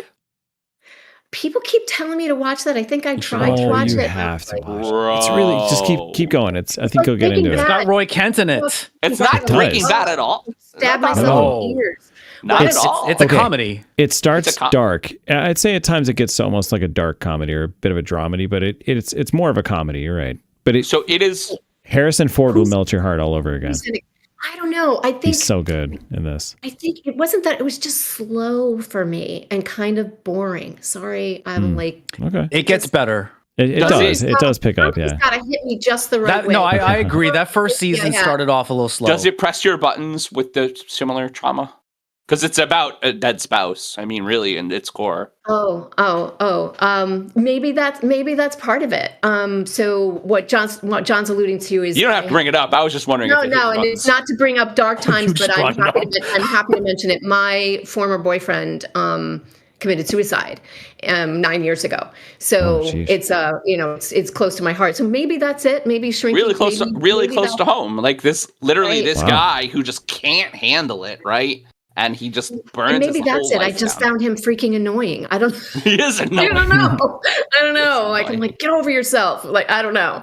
So Damn it, man. maybe that's it. But yeah. Did you- Sorry. I did- told you I was going to turn John's darkness around to something bright. I got and you, there girl. we go. Did you watch How I Met Your Mother back in the day? No. Forgetting Sarah Marshall. You I don't. gotta big- tell you, like Interesting, my okay. comedy has to be really like I have a really. It sounds like we need to make a movie list like we have for Jamie about ones that she has to watch. So what is his Or name? we'll What is never what watch. is? What's that show that everyone likes? Schitt's Creek. Oh my gosh, you could not make me watch that show. I thought that was pretty good. That's another one that got Couldn't better. I don't It know got if it's so much better. What's his Yeah, name? that Chris, one what's his took- name's in it? That took me 2 or 3 Just episodes to hate get him. into, but then I loved it from there. Okay, So that's what everyone Jason's- said. Like Breaking Bad, you have to get past a certain number of episodes. Yeah. Couldn't get into Breaking Bad either. Hmm. We can talk about a lot of other things that I do like, though, but I don't know what they are offhand. So Jason Segel, who's the guy in all of these shows, Yeah. who's the big dumb idiot. Jason Segel was not doing well in Hollywood. He's not very handsome, and he's not very. I mean, he's funny, but he's like weird funny. And so he was on a show called Freaks and Geeks back Mhm. in the beginning of his career. And that's so right. it's That was a great show that got canceled way too soon. Mhm. Continue. Yeah. it That did, was a it classic did. show. And Freaks and Geeks was kind of created There's so many by good actors and actresses. what is his on stupid that, too. name? It was their launching What- pad. Judd for Apatow, sure. right? Yes, Judd Apatow is the creator of Freaks and Geeks, and Judd Apatow went out and did a bunch of things while Jason Segel didn't. So Jason Segel sat in his apartment. This is the way the story goes in L.A. writing a vampire musical. And if we watch Forgetting Sarah Marshall, we know that the vampire musical is in there. And he calls Judd, who's his friend, and he says, "All right, Judd, I got this thing I need you to listen to." And so Judd comes over to Jason Segel's apartment and he goes, "Okay, what is it?" And Jason Segel plays like a literal hour-long vampire musical for him. And Judd Apatow is on. He said this on a talk show. Judd Apatow says, "You can't ever let anyone hear that. Ever." Yep. I was going to say this And is then a he real played it on thing, Forgetting right? Sarah The Marshall. vampire musical. This is a real thing. Yeah. Yeah. Jason Segel really wrote a vampire musical. And so, Anna, you should watch Forgetting Sarah Marshall. It's awesome. But one of the I feel plot like arcs... I might have seen that because I actually like Jason Segel, which is funny, Right. but One of the plot arcs is this guy who gets dumped by Sarah Marshall and is super depressed. He wrote a vampire musical, and so Jason Segel's like, "I'm a star in a movie now. I'm playing the vampire musical, Judd. We're doing it." And so that's how we know. Plus, you see about- Jason Segel's penis Plus, you see Jason Segel's penis. That's true. twice. Yeah. thought this was a Actually, show more than called twice. Oh, did you Okay. hear that? It's very quick shots. Speaking about that, and this is why I Swinging think berries. just an example of their chemistry and shrinking. Harrison Ford wrote Jason Segel a note after he finally got to see Forgetting Sarah Marshall as he's an up-and-coming star, and Segel was a big fan of Harrison Ford. He's like, "Oh my God, Harrison Ford like commented on it. What did he think? Like, did he like it? Did he think I was good?" The review said 2 words to Jason Segel: "Nice dick." And we're done. Nice dick. Yep. That's don't the send one. me any dick pics. Heard that in a Got it. Harrison Ford interview. He relayed that story. That's freaking great. I know we're done with this topic, and John, you can cut this out if you want. But there was a part in Shrinking where Harrison Ford was humming the theme song to Indiana Jones. And he later revealed he did not. Wait. He later revealed he did not realize that's what he was doing. That's freaking hilarious. Oh, he didn't know is that so that- good. Okay, He I would did not watch it realize just that's what for he was that. doing. He That's was really funny. like, where have I heard that song from? Because he I know that was ad-libbed, but I didn't realize That he was didn't even know. ad-libbed. Yes. Funny. was ad-libbed. Oh my god! I totally want to. I know I want to. That would make me watch it. If the show grows on you, even though it's called Shrinking, it grows on you. Dun, dun, dun, dun. All right, Pete, I will take your word on that one. Not All right. Breaking Bad, but go ahead. All right. Cause I saddle up my horse and I ride into the city. I make a lot of noise cause the girls, they are so pretty. Riding up and down Broadway in my old stud Leroy. And they say, save a horse, ride next topic. Or cowboy. No rhyming whatsoever. Oh, we're gonna ride next topic, John. So let's take it back Burn. to 8 years ago when the Red Sox had the highest payroll and big money batters like JD Martinez and Hanley Ramirez and homegrown stars like Mookie Betts, Xander Bogaerts, and Rafael Devers. Fast forward to the 2026 opening day lineup where no one has finished a season with at least a 300 batting average. And aside from Trevor Story, no one has finished a season with at least 30 homers or 90 RBIs. With one of the worst starts to the seasons in their franchise history, GM Craig Breslow decided to axe the entire coaching staff with the exception of Jason Varitek, who was reassigned. So everyone, did the Red Sox coaching staff deserve to be fired so quickly? I mean, so here's the thing. And it happens all in sport. When you pay 26 millionaires to play a game, it's really hard to fire them all if they're bad. And so, hey, James is on the show. It's really hard to fire them all if they're bad. So, like, you almost have to fire coaches, right? When you try to make a change, when you try But to the make entire coaching staff? no, I mean it's gonna go incredibly poorly. I'm hugging my daughter. Has to go to bed. Like that does not usually happen. You're absolutely right. The manager usually gets fired, which happened in Philadelphia. Dave Dombrowski, the GM of the Phillies, fired their manager. Funny enough, he actually got hired after Joe Girardi got fired, and they coincidentally ended up winning the World Series that year. So it's not uncommon for the manager to get fired. It is a little uncommon to happen this early, and for the entire coaching staff to just get axed. Now the interim manager is their the guy that was in Worcester, their AAA affiliate, and they ultimately went on a 3-game winning streak after this news came about. But now they're back to their losing ways. You're very bad this season. Yes. But I mean, why would you be good? What do they That's the thing. expect? Exactly. They're putting their hopes and dreams on a bunch of young players or players that really haven't done anything in the past. So you can't win games on a hope and a prayer.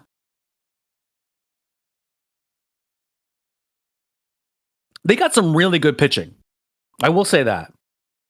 I mean, Garrett Crochet, I think, is one of the best pitchers. Unfortunately, he looks like he's hurt. I mean, he's on the IL now. You spent a lot on pitching, honestly. We spent a good amount of money on pitching. I don't necessarily know if we got the right pitchers. I mean, Sonny Gray is okay. The guy but of the from Philadelphia. of the free agent pitchers that were available, Sonny Gray was a top chip for sure. I don't know about top chip. I think we Of overpaid the for ones him. available, I think we overpaid for him. you did. That's how you got We him. definitely overpaid for Suarez. I don't know. I mean, do you mean, think this is going to be so long-term issues because of all this? I was concerned about the Yankees essentially trotting out the same team that wasn't good enough, but they didn't get worse. And right now, it's no, like on paper Still before the need season bullpen started. help though. On paper before the season started, so They I'm like, sucked less they than didn't I get thought. worse. Turns into everybody else mostly got worse or not that much better. The Yankees look really good, and You got rid of Devin Williams. That was a plus. Addition by subtraction. we got rid of Devin Sorry, Williams. Jeff. We're going to talk about that. Devin Williams was, Anna, for your edification, one of the best relievers. These are so pitching works in baseball. There's starting pitchers, there's relievers, and then there's closers. So Devin Williams was one of the best, at mid to late relievers, closers in the National And this League. kid was gaslighting Major League Baseball teams, we think.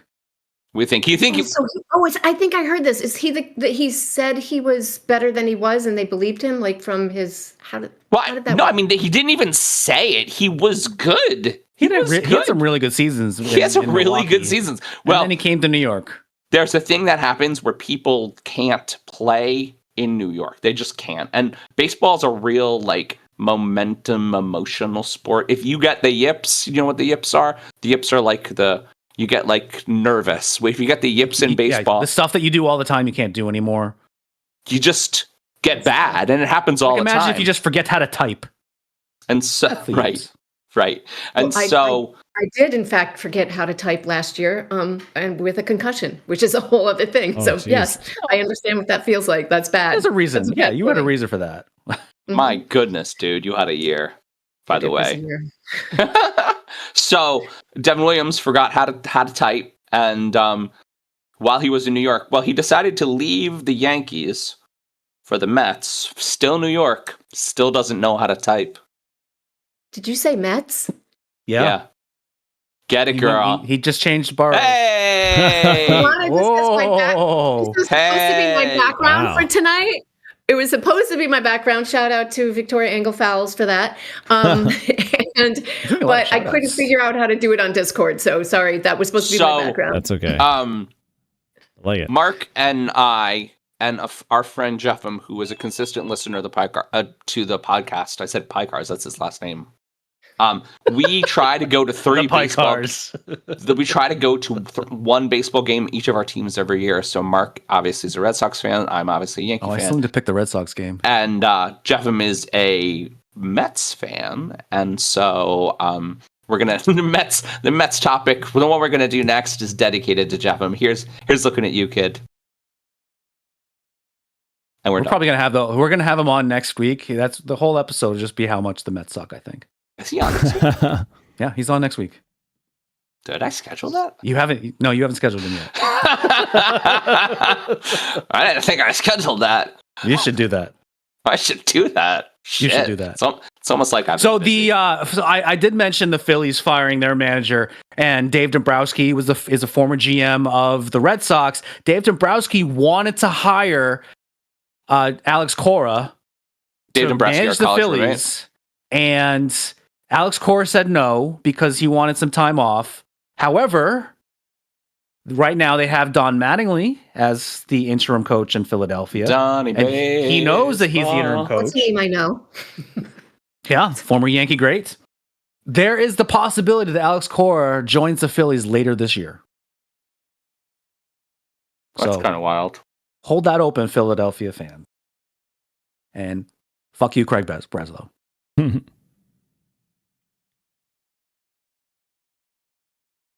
We're at time, right? And we're done. Yeah, we've been at time. That's a good way to end it. Yeah, I'm gonna take my horse to the next topic. Gonna talk till I can't no more. It was really good, man. Was it? You're really good, man. I didn't know that one. So, not a fan. To go from one last place team to another. Anna, not a fan of banana. What? Sorry. Wait, what? You said Anna, not a fan. I said Anna, not a fan of banana. Okay, we've got some rhyming in there. That's better. Okay. Yeah, my rhyming going dictionary. on right there. All right. So because Mark brought it up, let's go from one last place team to another. Let's look at the train wreck happening in Queens. We're 1 month into the 2026 season, and the New York Mets aren't just struggling; they're plummeting. Despite carrying a record-shattering $381 million roster, the highest in MLB history, the team has limped to a 9-19 start as of yesterday. The Mets are spending more than the entire rosters of the Guardians, Rays, and Pirates combined. I bet they have more wins. However, the real problem seems to be the poor roster formation by GM David Stearns. You see this in his decisions, including losing core players like Brandon Nemo and Jeff McNeil for a struggling Marcus Simeon, allowing free agents Pete Alonso and Edwin Diaz to walk, and spending a mint on Bo Bichette while asking him to switch from shortstop to third base. So there are a lot of questions, but let's start with how do you spend nearly $400 million and end up with the worst record in the National League? Is this just a lack of planning, or is the Mets tax just that high? Listen, you can spend a lot of money. That doesn't mean you spending it wisely. I mean, we've already talked about Devin Williams, right? Yeah, but what? I mean, besides taking on the Devin Williams contract, what went wrong? Like, did we Pete think Alonso Bichette walking as is pretty well? bad, right? did we think that the Bo Bichette contract would be such I a know failure? that. Because I thought Bo No, Bichette I was a didn't think hit. so. I didn't think I was Bo going to Bichette's a good baseball player. Yeah, yeah. Now, shit. I lost my train of thought. Talking baseball. That's But you I and mean, me. they had you're some saying bad he's injuries, changing too? positions, though. Is that Should infect I his mean, hitting. that could have something to do with it.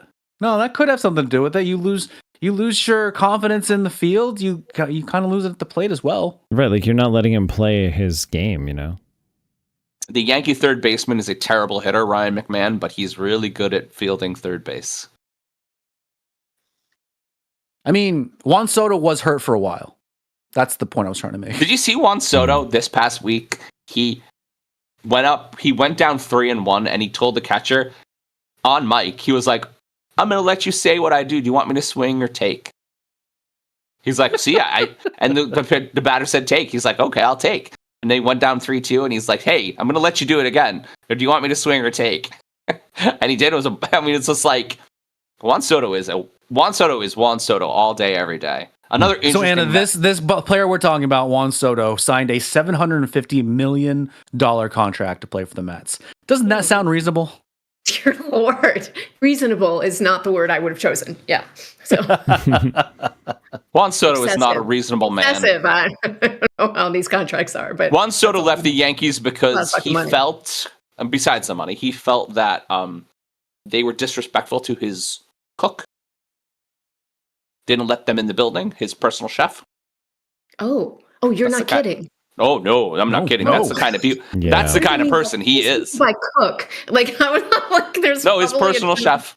His personal you chef was actually trying to know get in the building during like game day or something. And they're like, oh no, only staff. And, it's important, and they're all famous and stuff. And he's like, nah, that's not great. I don't like that. Well, doesn't money change like your brain and how Does. it works? So you just Does. don't have normal common Imagine courtesy and If it didn't kind matter. thoughts.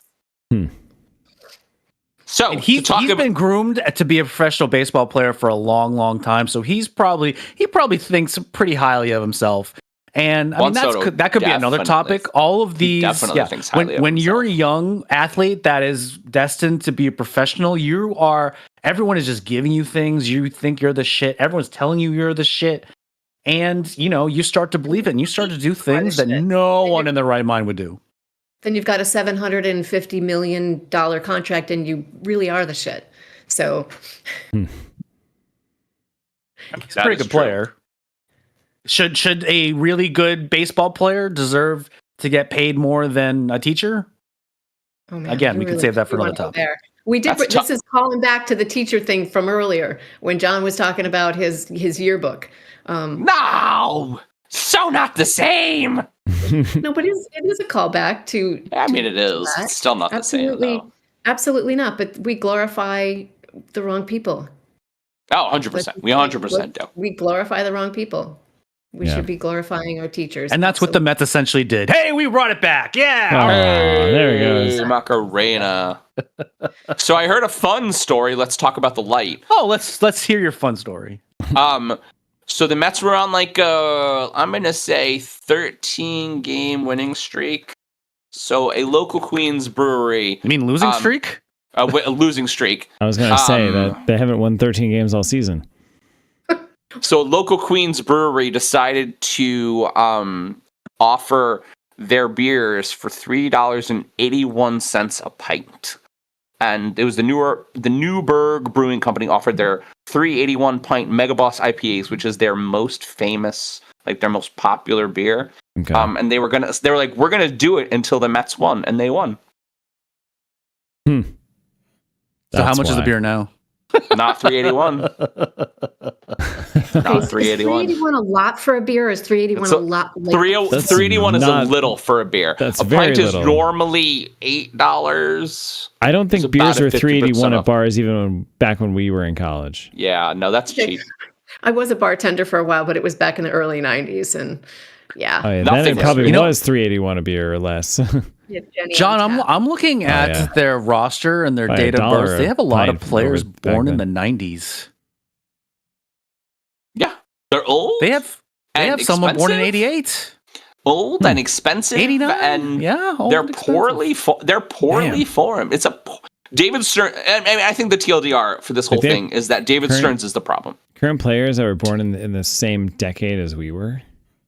I know it's David the Stearns opposite for end of the Anna decade, and- but still. For Anna and Pete, David Stearns is the GM of the New York Mets. I think David Stearns is the problem, and I think when you get down to it, a lot of sports teams fail because they are poorly formed. They are poorly created.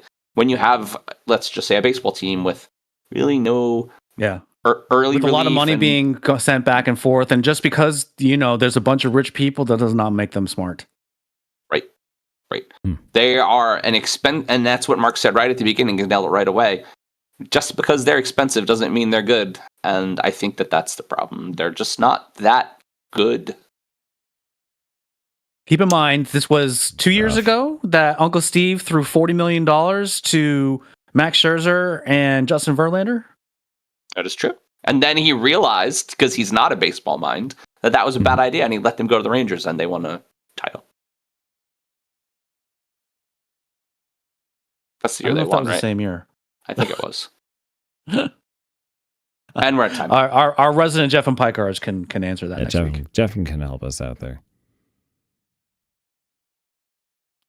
All right, what else you got for us? Where are we? We're at time. It's your question. Yeah. Oh, okay. We're at question Let's 5. hear it for another fake sponsor, Couch Combine. Advanced analytics for watching sports on the couch. Couch Combine. Elite sitting. Generational snacking. When this came out, I was thinking about the stats that would come along with the Couch Combine, like calories per hour, I love that. or I don't know. What are some other combine couch stats? The amount of chips you can eat in 40 seconds. Maybe how heavy your beer is, or something like that. I don't know. Funny. All right, we've gone off topic. Yeah, it's really super good, Mark. Well, my heart knows it better than I know myself, so I'm gonna let it do all the talk. Woohoo! Woohoo! I came across a place in the middle of nowhere with a big black horse and the next stop big. Woohoo! Woohoo. Like that song, KT Tungstone. Nicely Yep. done. So we have discussed sports gambling on this show many times. Recently, we've had an uptick in prediction markets such as Kalshi and Polymarket, where you can bet on essentially anything, including the lesser known sports. This is a true story. This past weekend, we were happened to be watching on the TV the African division of the NBA. There's an African NBA. I don't know if you guys Really? knew that. And was like, oh, well, let's check out if this is on Kalshi. Sure enough, it was on there. You could bet on the African NBA. Amazing. It definitely wasn't on FanDuel. With these less than regulated sites and apps that don't really validate age, teen gambling has also experienced an uptick, with a recent national survey stating that more than 1 out of every boy aged 11 to 17 have placed some kind of bet.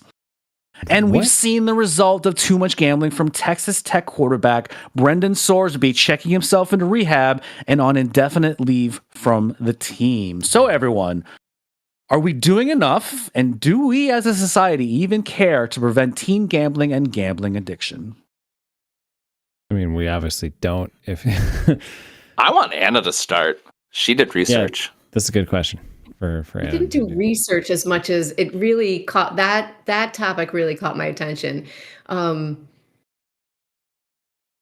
teen This gambling this kid from Texas Tech. Sorry to interrupt. This Brendan Sorsby he said that he's been gambling since he was like 15 or something like that, and like he's been in this for a while. And the NCAA actually, believe it or not, made it legal for their athletes to participate in sports betting this past November. Okay, Damn. that's crazy to me. Mhm. That's absolutely crazy. The reason what John's talking about me researching, I'm just always so curious about what like our phone addictions or shopping addiction or any sort of addiction, what it does to us and what, it's the chemicals. It's hitting the norepinephrine, the serotonin, and the things that we're craving and we need in our lives. Sex addiction, any alcohol, all of those things. Kind of, it's all about the chemicals. But for like young teens, they don't really have that. What is that? Is it the prefrontal cortex that's not fully developed at that time? Correct. So, Especially so- boys. Right, especially boys. Well, Yeah, we're a little behind. It takes them longer. I think it's until you're 24. It's not fully formed. Am I right? Anyway, we're kind of dumb that way. You could argue some men don't have it fully formed. I don't even have to argue that. So, just I can confirm.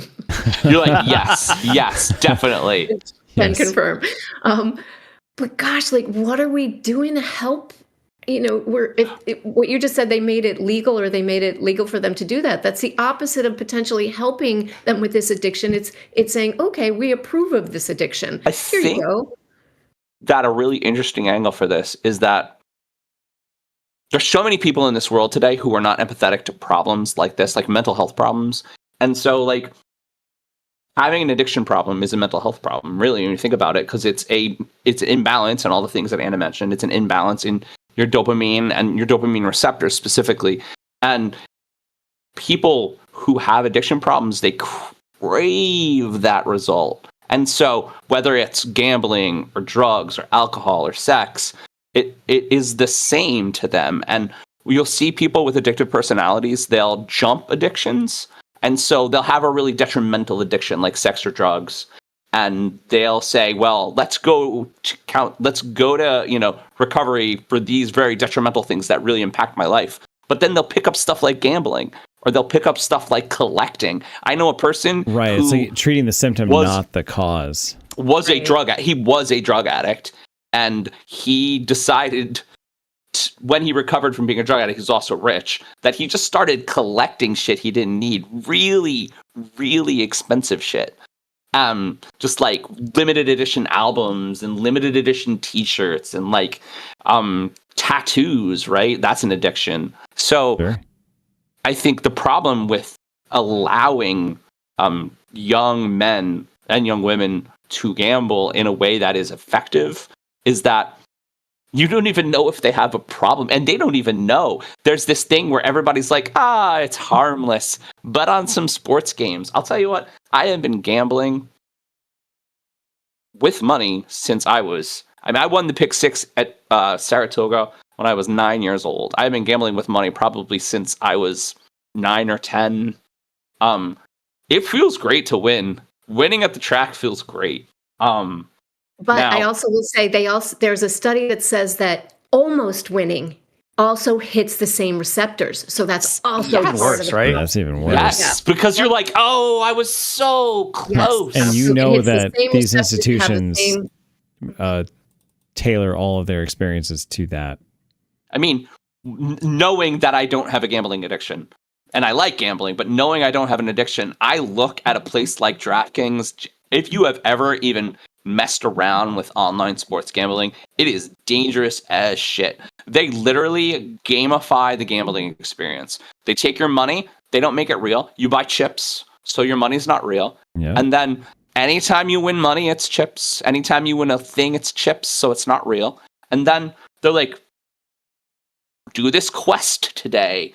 Bet on 4 games and you'll win extra chips. And the whole thing is just designed to keep you engaged. kind of like online dating. That's freaking crazy. Oh, that's a whole nother topic. That girl.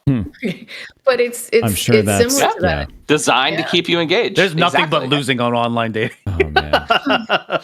That is a topic for another day. Online dating since 2001. That is not a typo. Yeah.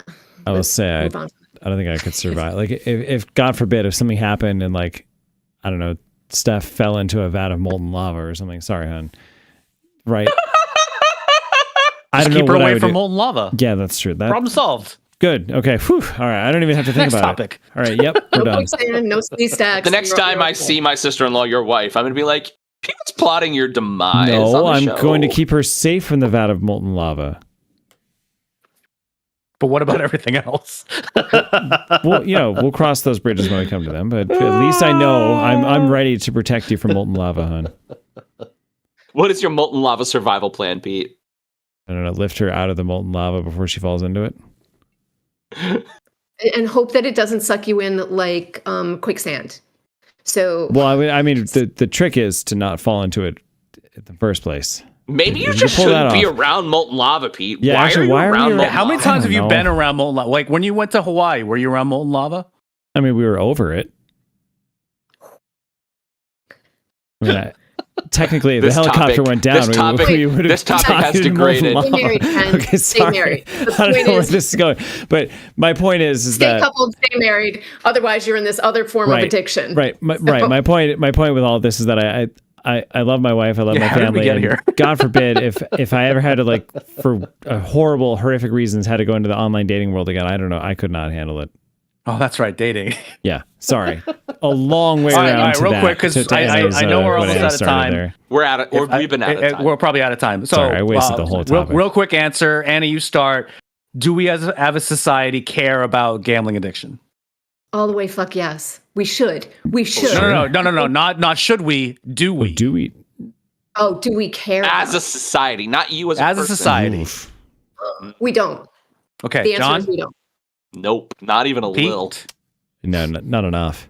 Yeah, I don't. Not- It's all the way across As the board. long as it makes all of our states money and stuff, then they're not going to give a flying fuck. and the fact that they find themselves out of liability by just listing that little itty bitty blurb, got a gambling problem? Yeah, You should- we wrote it there. It's in the fine print. That's too fine to read. That no one reads anyway. I had an uncle who lost 2 pizza places in Troy to gambling. Ooh. Yikes. Damn. So, yeah. And Is that a that's comment on what- on gambling or Italians? Yes. Yeah. Wait, did I go learned- to any of those pizza joints? What pizza joints were they? It used to be called Fazio's Naughty Pine, which was close to RPI. So I'm Yes! sure We went to you knew Fazio's. that. I'm sure We you definitely know went that. to Fazio's. And Fazio's Naughty Pine. He also had was at Oh the my Red god, Front. I know your uncle. Yeah, so Mark worked he had in to move to Troy for a Colorado number until of the years. guy he owed money to died, and then he could come back. So Oh. All right. All right, moving on. Can I ask the other 2 Italians, did you guys learn things like craps and poker like at a real early age? Like real early? Poker, yes. Craps, no. I learned my parents had a craps like board and we played dice. I must have been 7 or 8. I did not play craps. I don't think I've ever played craps. Okay, But all the did you card throw- games. Did you throw All the card two? games. Did you throw 2 6-sided dice against a wall and hope for a 7 or 11? Maybe in the alleyways. Uh-oh.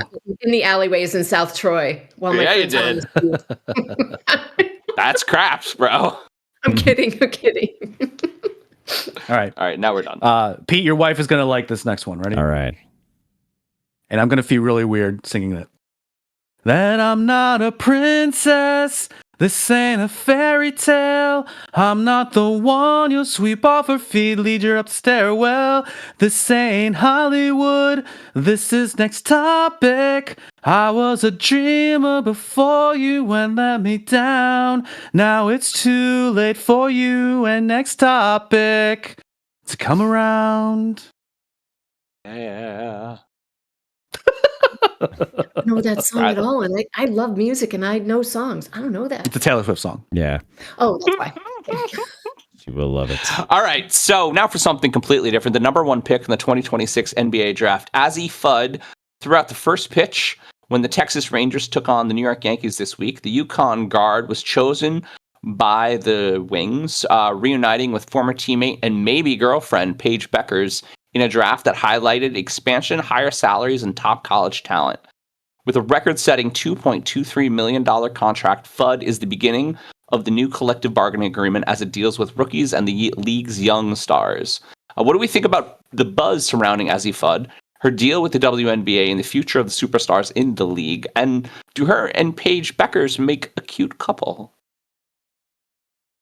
I mean, it's great news that the WNBA players are signing $1 million contracts.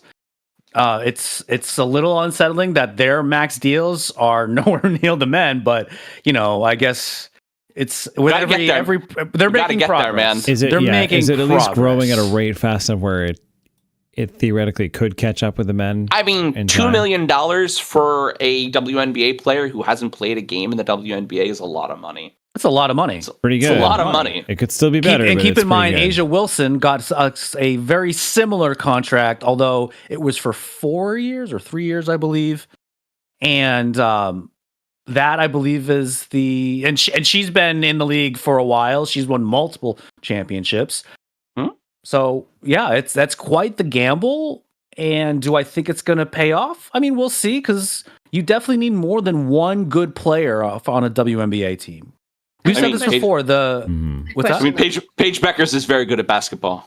No, absolutely. Then to watch the two of them play again will be great. Will be great. I'll be honest. I don't care that they're in a relationship, and Paige Beckers actually even said, "Yeah, that's my business," and good for her. Yeah, good for her. Exactly.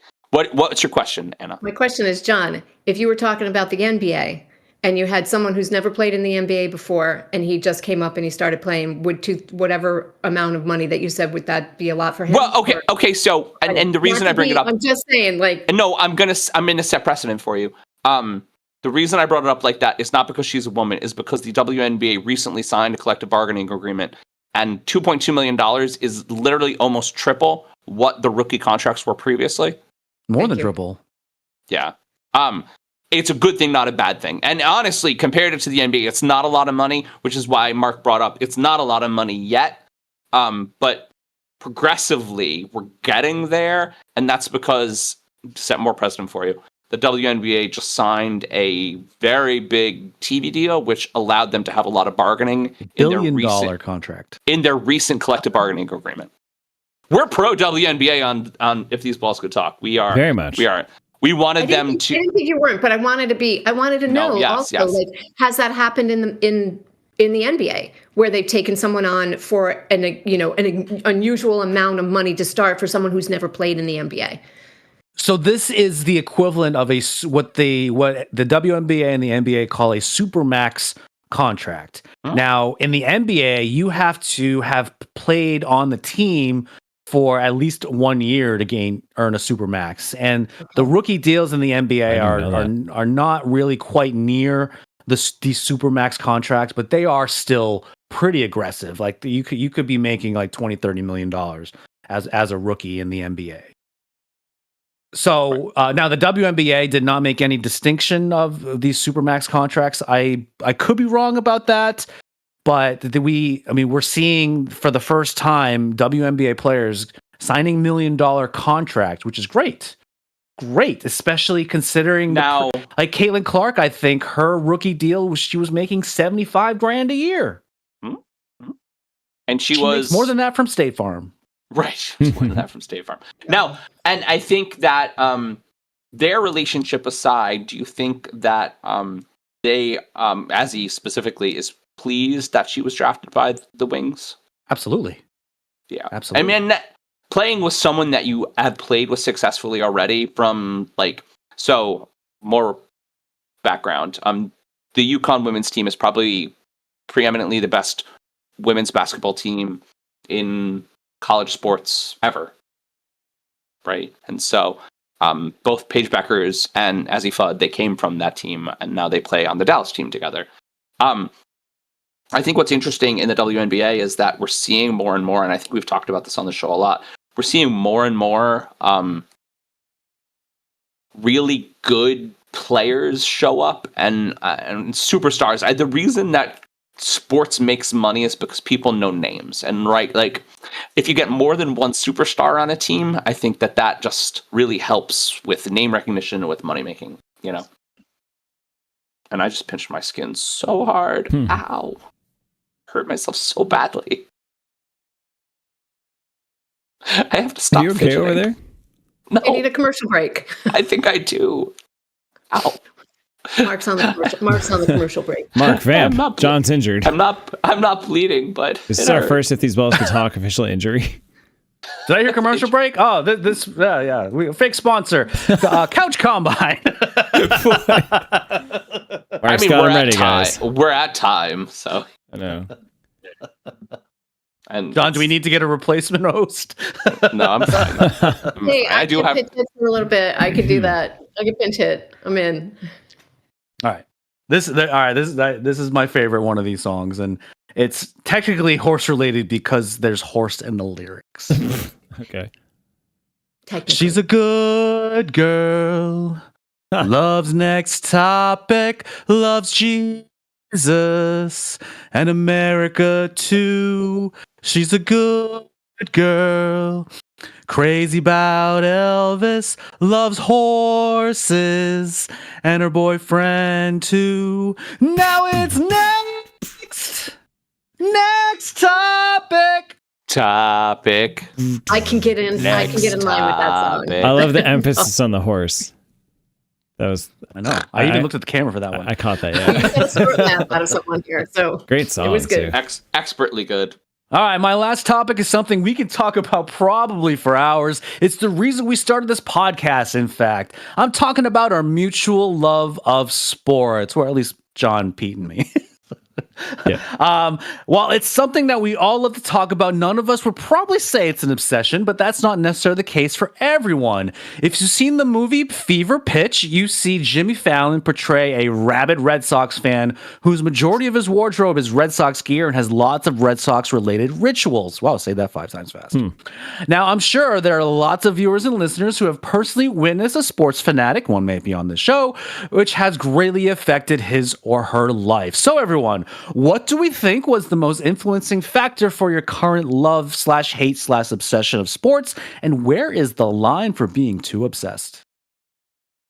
And this is a question that Anna posed to us before the show, by the way. So credit to her for this one. I think for me, sports is about a shared experience, and in a real way, I think that when you go to a game, you maybe me just because I'm a loud person, but you lose a bit of your individuality and you become part of a group. And humanity, like in general, we like that hits a lot. We're talking about buttons that we get hit, like addiction and stuff like that, but that hits a button to be part of a bigger thing than yourself.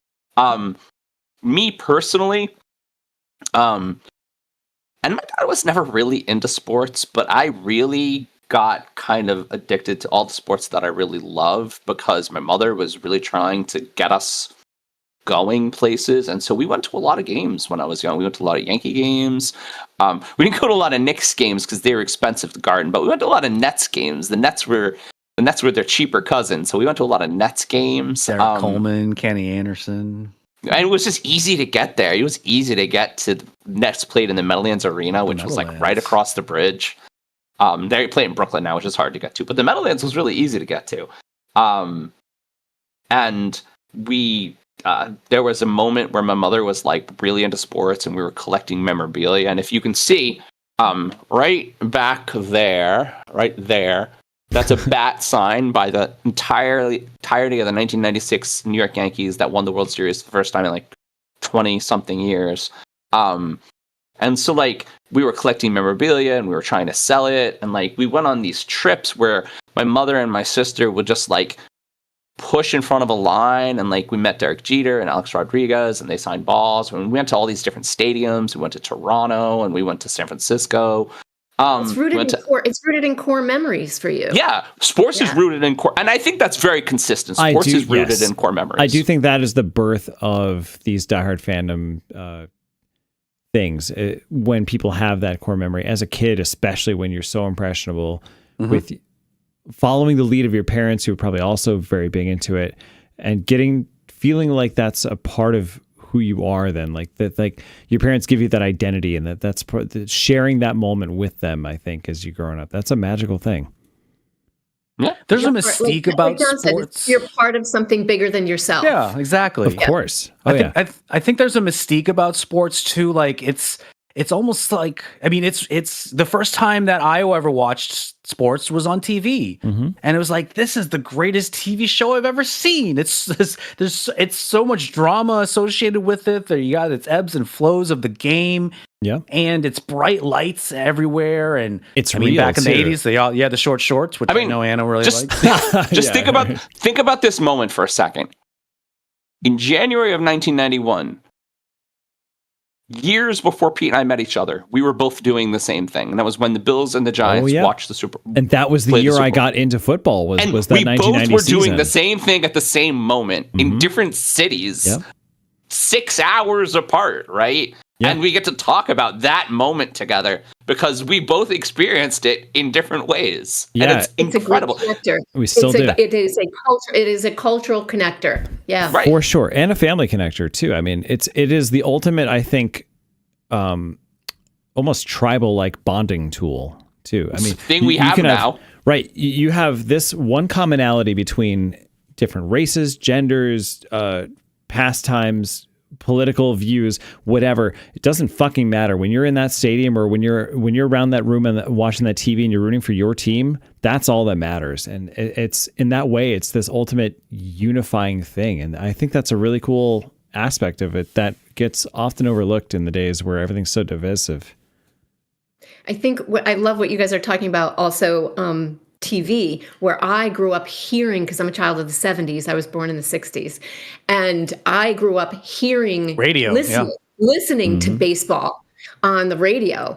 And I, to this day, love to I wouldn't mind having it on in the background, which is strange. Like, I'm not a big sports fan, but growing up listening to, having my dad have that on in the background, it has these oh gosh, the feels, it hits me deep. Radio announcers did a great job of telling a story. Yes. Yeah, because they're trying to. The radio announcers. Yeah. So in a real way, Anna, and I don't even know if this is a racial thing, but like, I have that memory too because my uncle, who is was a little younger than my mother, but we would go on these vacations in Saratoga and all these places that we went to, but he would always have the Yankee game on the radio. Of course. Always. Because that's probably how he grew up with it, That's what he loved, what he was comfortable with. That was that's what their generation did too, to connect with each other. I think for me, that's what I don't have a huge love of sports, but I do remember growing up, it was the Yankees and Thurman Munson.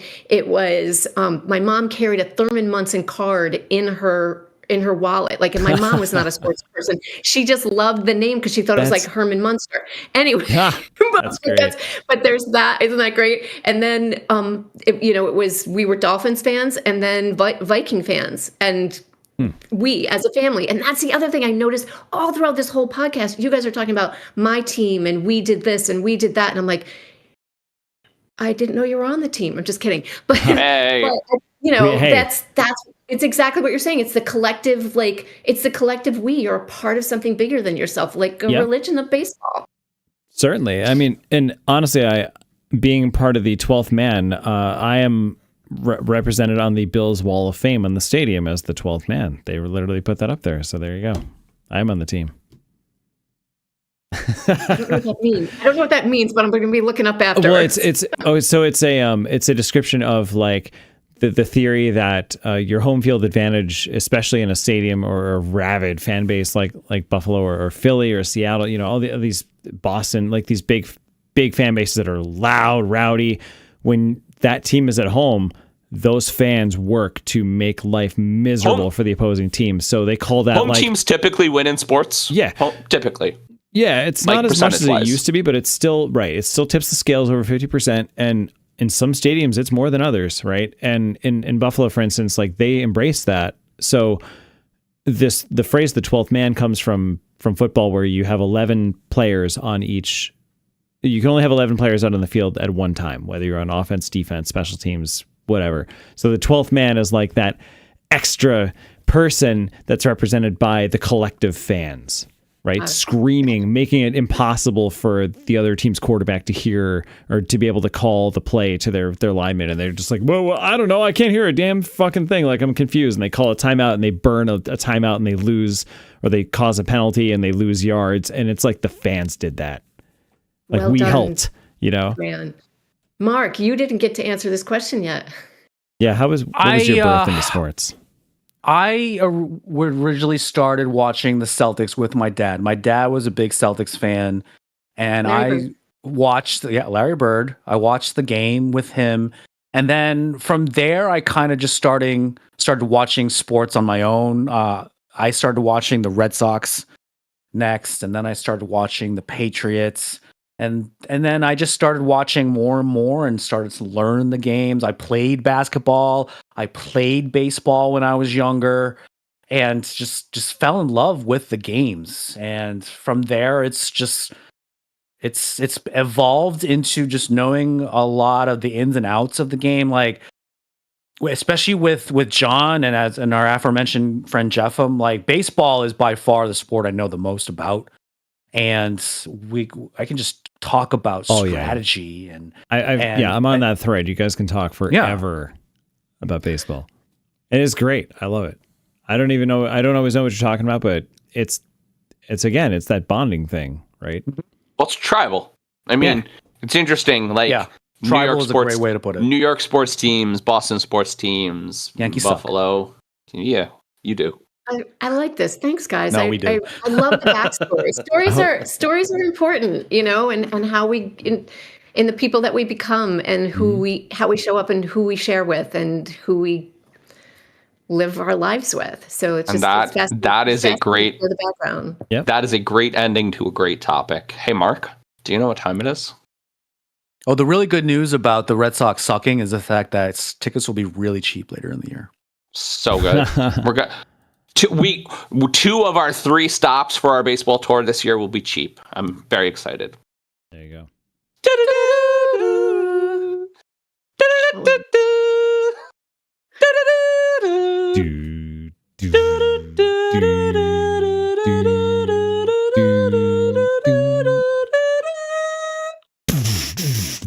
It's the final topic. Mark, Pete, Sorry. what happened to the God? What happened to the God mic, man? I didn't want to turn it on. I got lazy, and then I was like, I'm going to do a whiplash this time. Oh, the God mic is so much better. So, we're going to talk about something that I hope doesn't depress us, and Anna's going to work at not depressing us. But we have been talking about the darkest timeline on the show, but what if I said there's some bleeding edge science that might back up the darkest timeline theory? So the darkest timeline theory suggests that experiments at CERN's Large Hadron Collider shifted us, humanity, into an alternate, more chaotic reality. It goes on to claim that the high energy collisions, particularly those around 2012, broke or altered our original universe, plunging it into an in-between, clearly inferior timeline.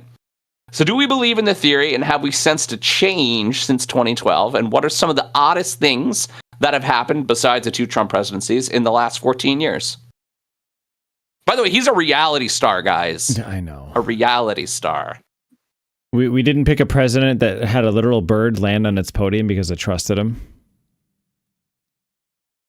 Anyway. That was the start of the timeline, class go. for me in 2016. But maybe it took 4 Fucking years. weird shit, man. Right. Maybe it took Fucking 4 weird. years for the effects to be felt. If we're going with this CERN theory. Diarrhea cruises and so many fucking weird ass celebrities, and just the world is weird right now. And the idea that we broke time, especially for someone who loves sci-fi, is just very appealing to me. Cryptocurrency, didn't that really take off after 2012? All the weird shit happened after 2012.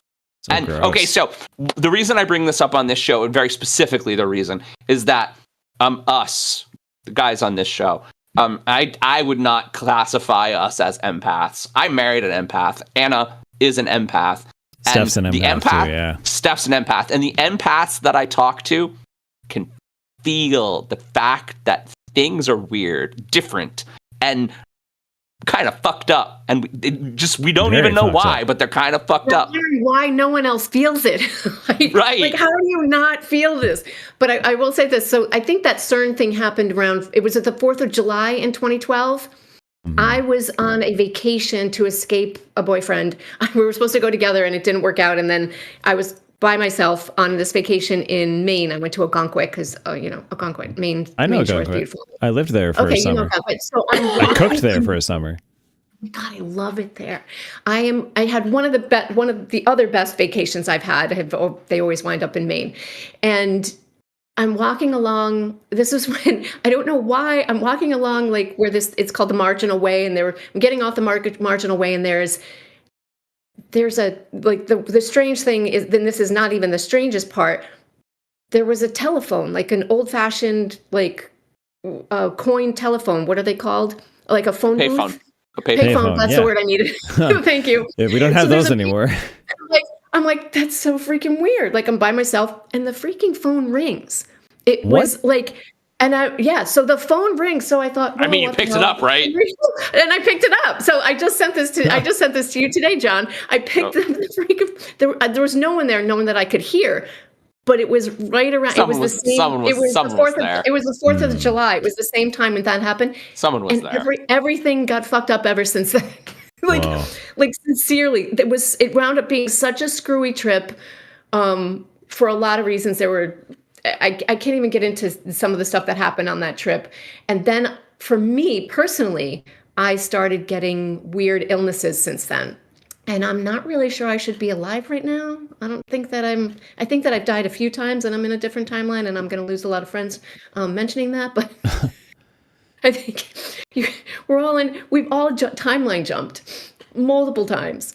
Huh. So anyway, I don't know if this is the darkest timeline, but I think it's Pretty been fucked up. fucking weird. Yeah. So John, you and I both Yeah. read The Wheel of Time. I don't know if Anna has, by Robert Jordan, and Brendan Sanderson helped finish it. Thank you. But this kind of feels like when Mirren, who later became Lanfear, accidentally opened the door pretty much to hell and let the devil out. And it took time from that moment, right? That there was that singular event that was like a metaphysics fuck up.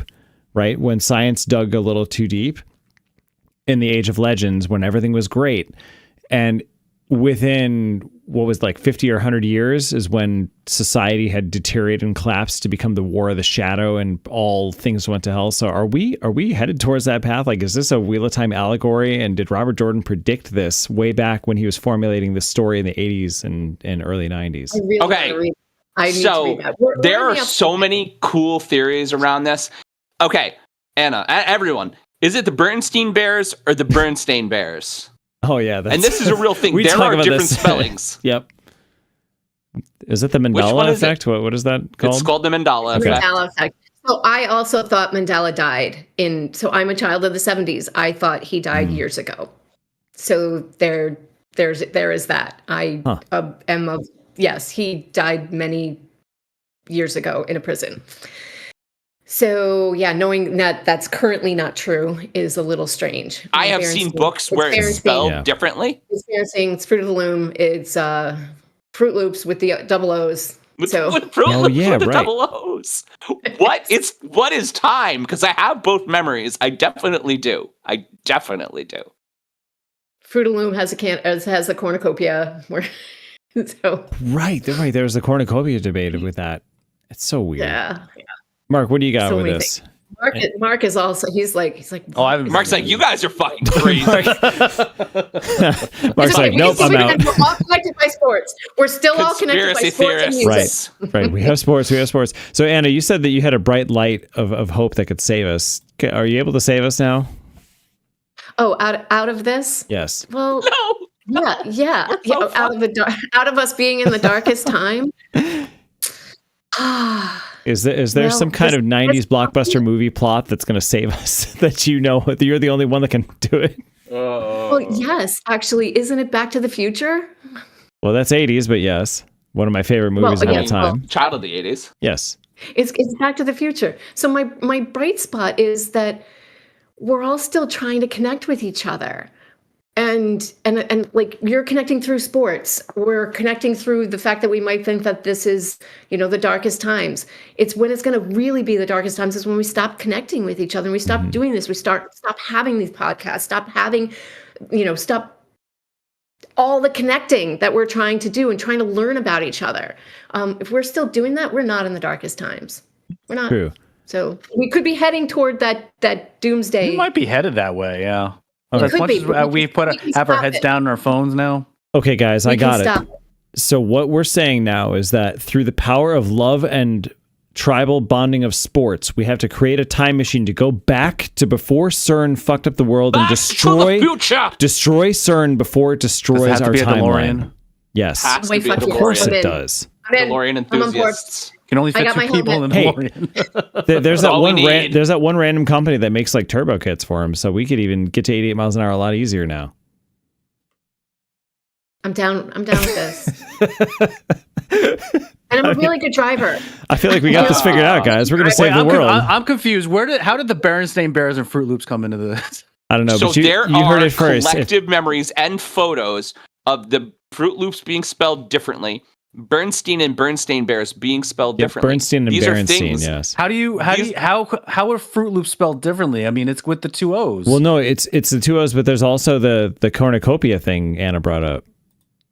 So yeah, but that's two different things. One of them's underwear and one of them saying is cereal. They're now saying Fruit Loop Oh, as Fruit in Loops, spelled sorry. with the two O's. Yes. Spelled with Two like, different the things. U and the I. So I don't think I've ever seen Fruit Loops spelled with the U and the I. Well, then you are not Well- you are not in touch with your feelings enough to remember the And previous it's timeline, Berenstain Mark. Bears. It's not. Guys, we've It's lost Berenstain Mark. Bears. Mark, his mind we've is already lost you. his mind is already adapted to the new dark timeline. You've adapted to the Matrix, Mark. Fight.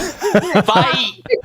fire up. What is happening? So with that this has show? been our topics. We'll be Yes. back next week Oh, with what our a longtime great ending. friend Jeff and Pykar. In the meantime, you my can catch up God. on our old episodes on our YouTube channel with the handle at If These Balls Pod. And don't forget to subscribe to us by tickling that little bell. Tickle. We would like to thank our guests for joining us tonight. Thank you, Anna. Thank you. Thanks Anna. for Thanks, having Anna. me. It was fun despite all the sports talk. You can also follow or like us on our socials at If These Balls Pod on X, Instagram, Facebook, Threads, TikTok, and Blue Sky. Our website is www.iftheseballscouldtalkpod.com.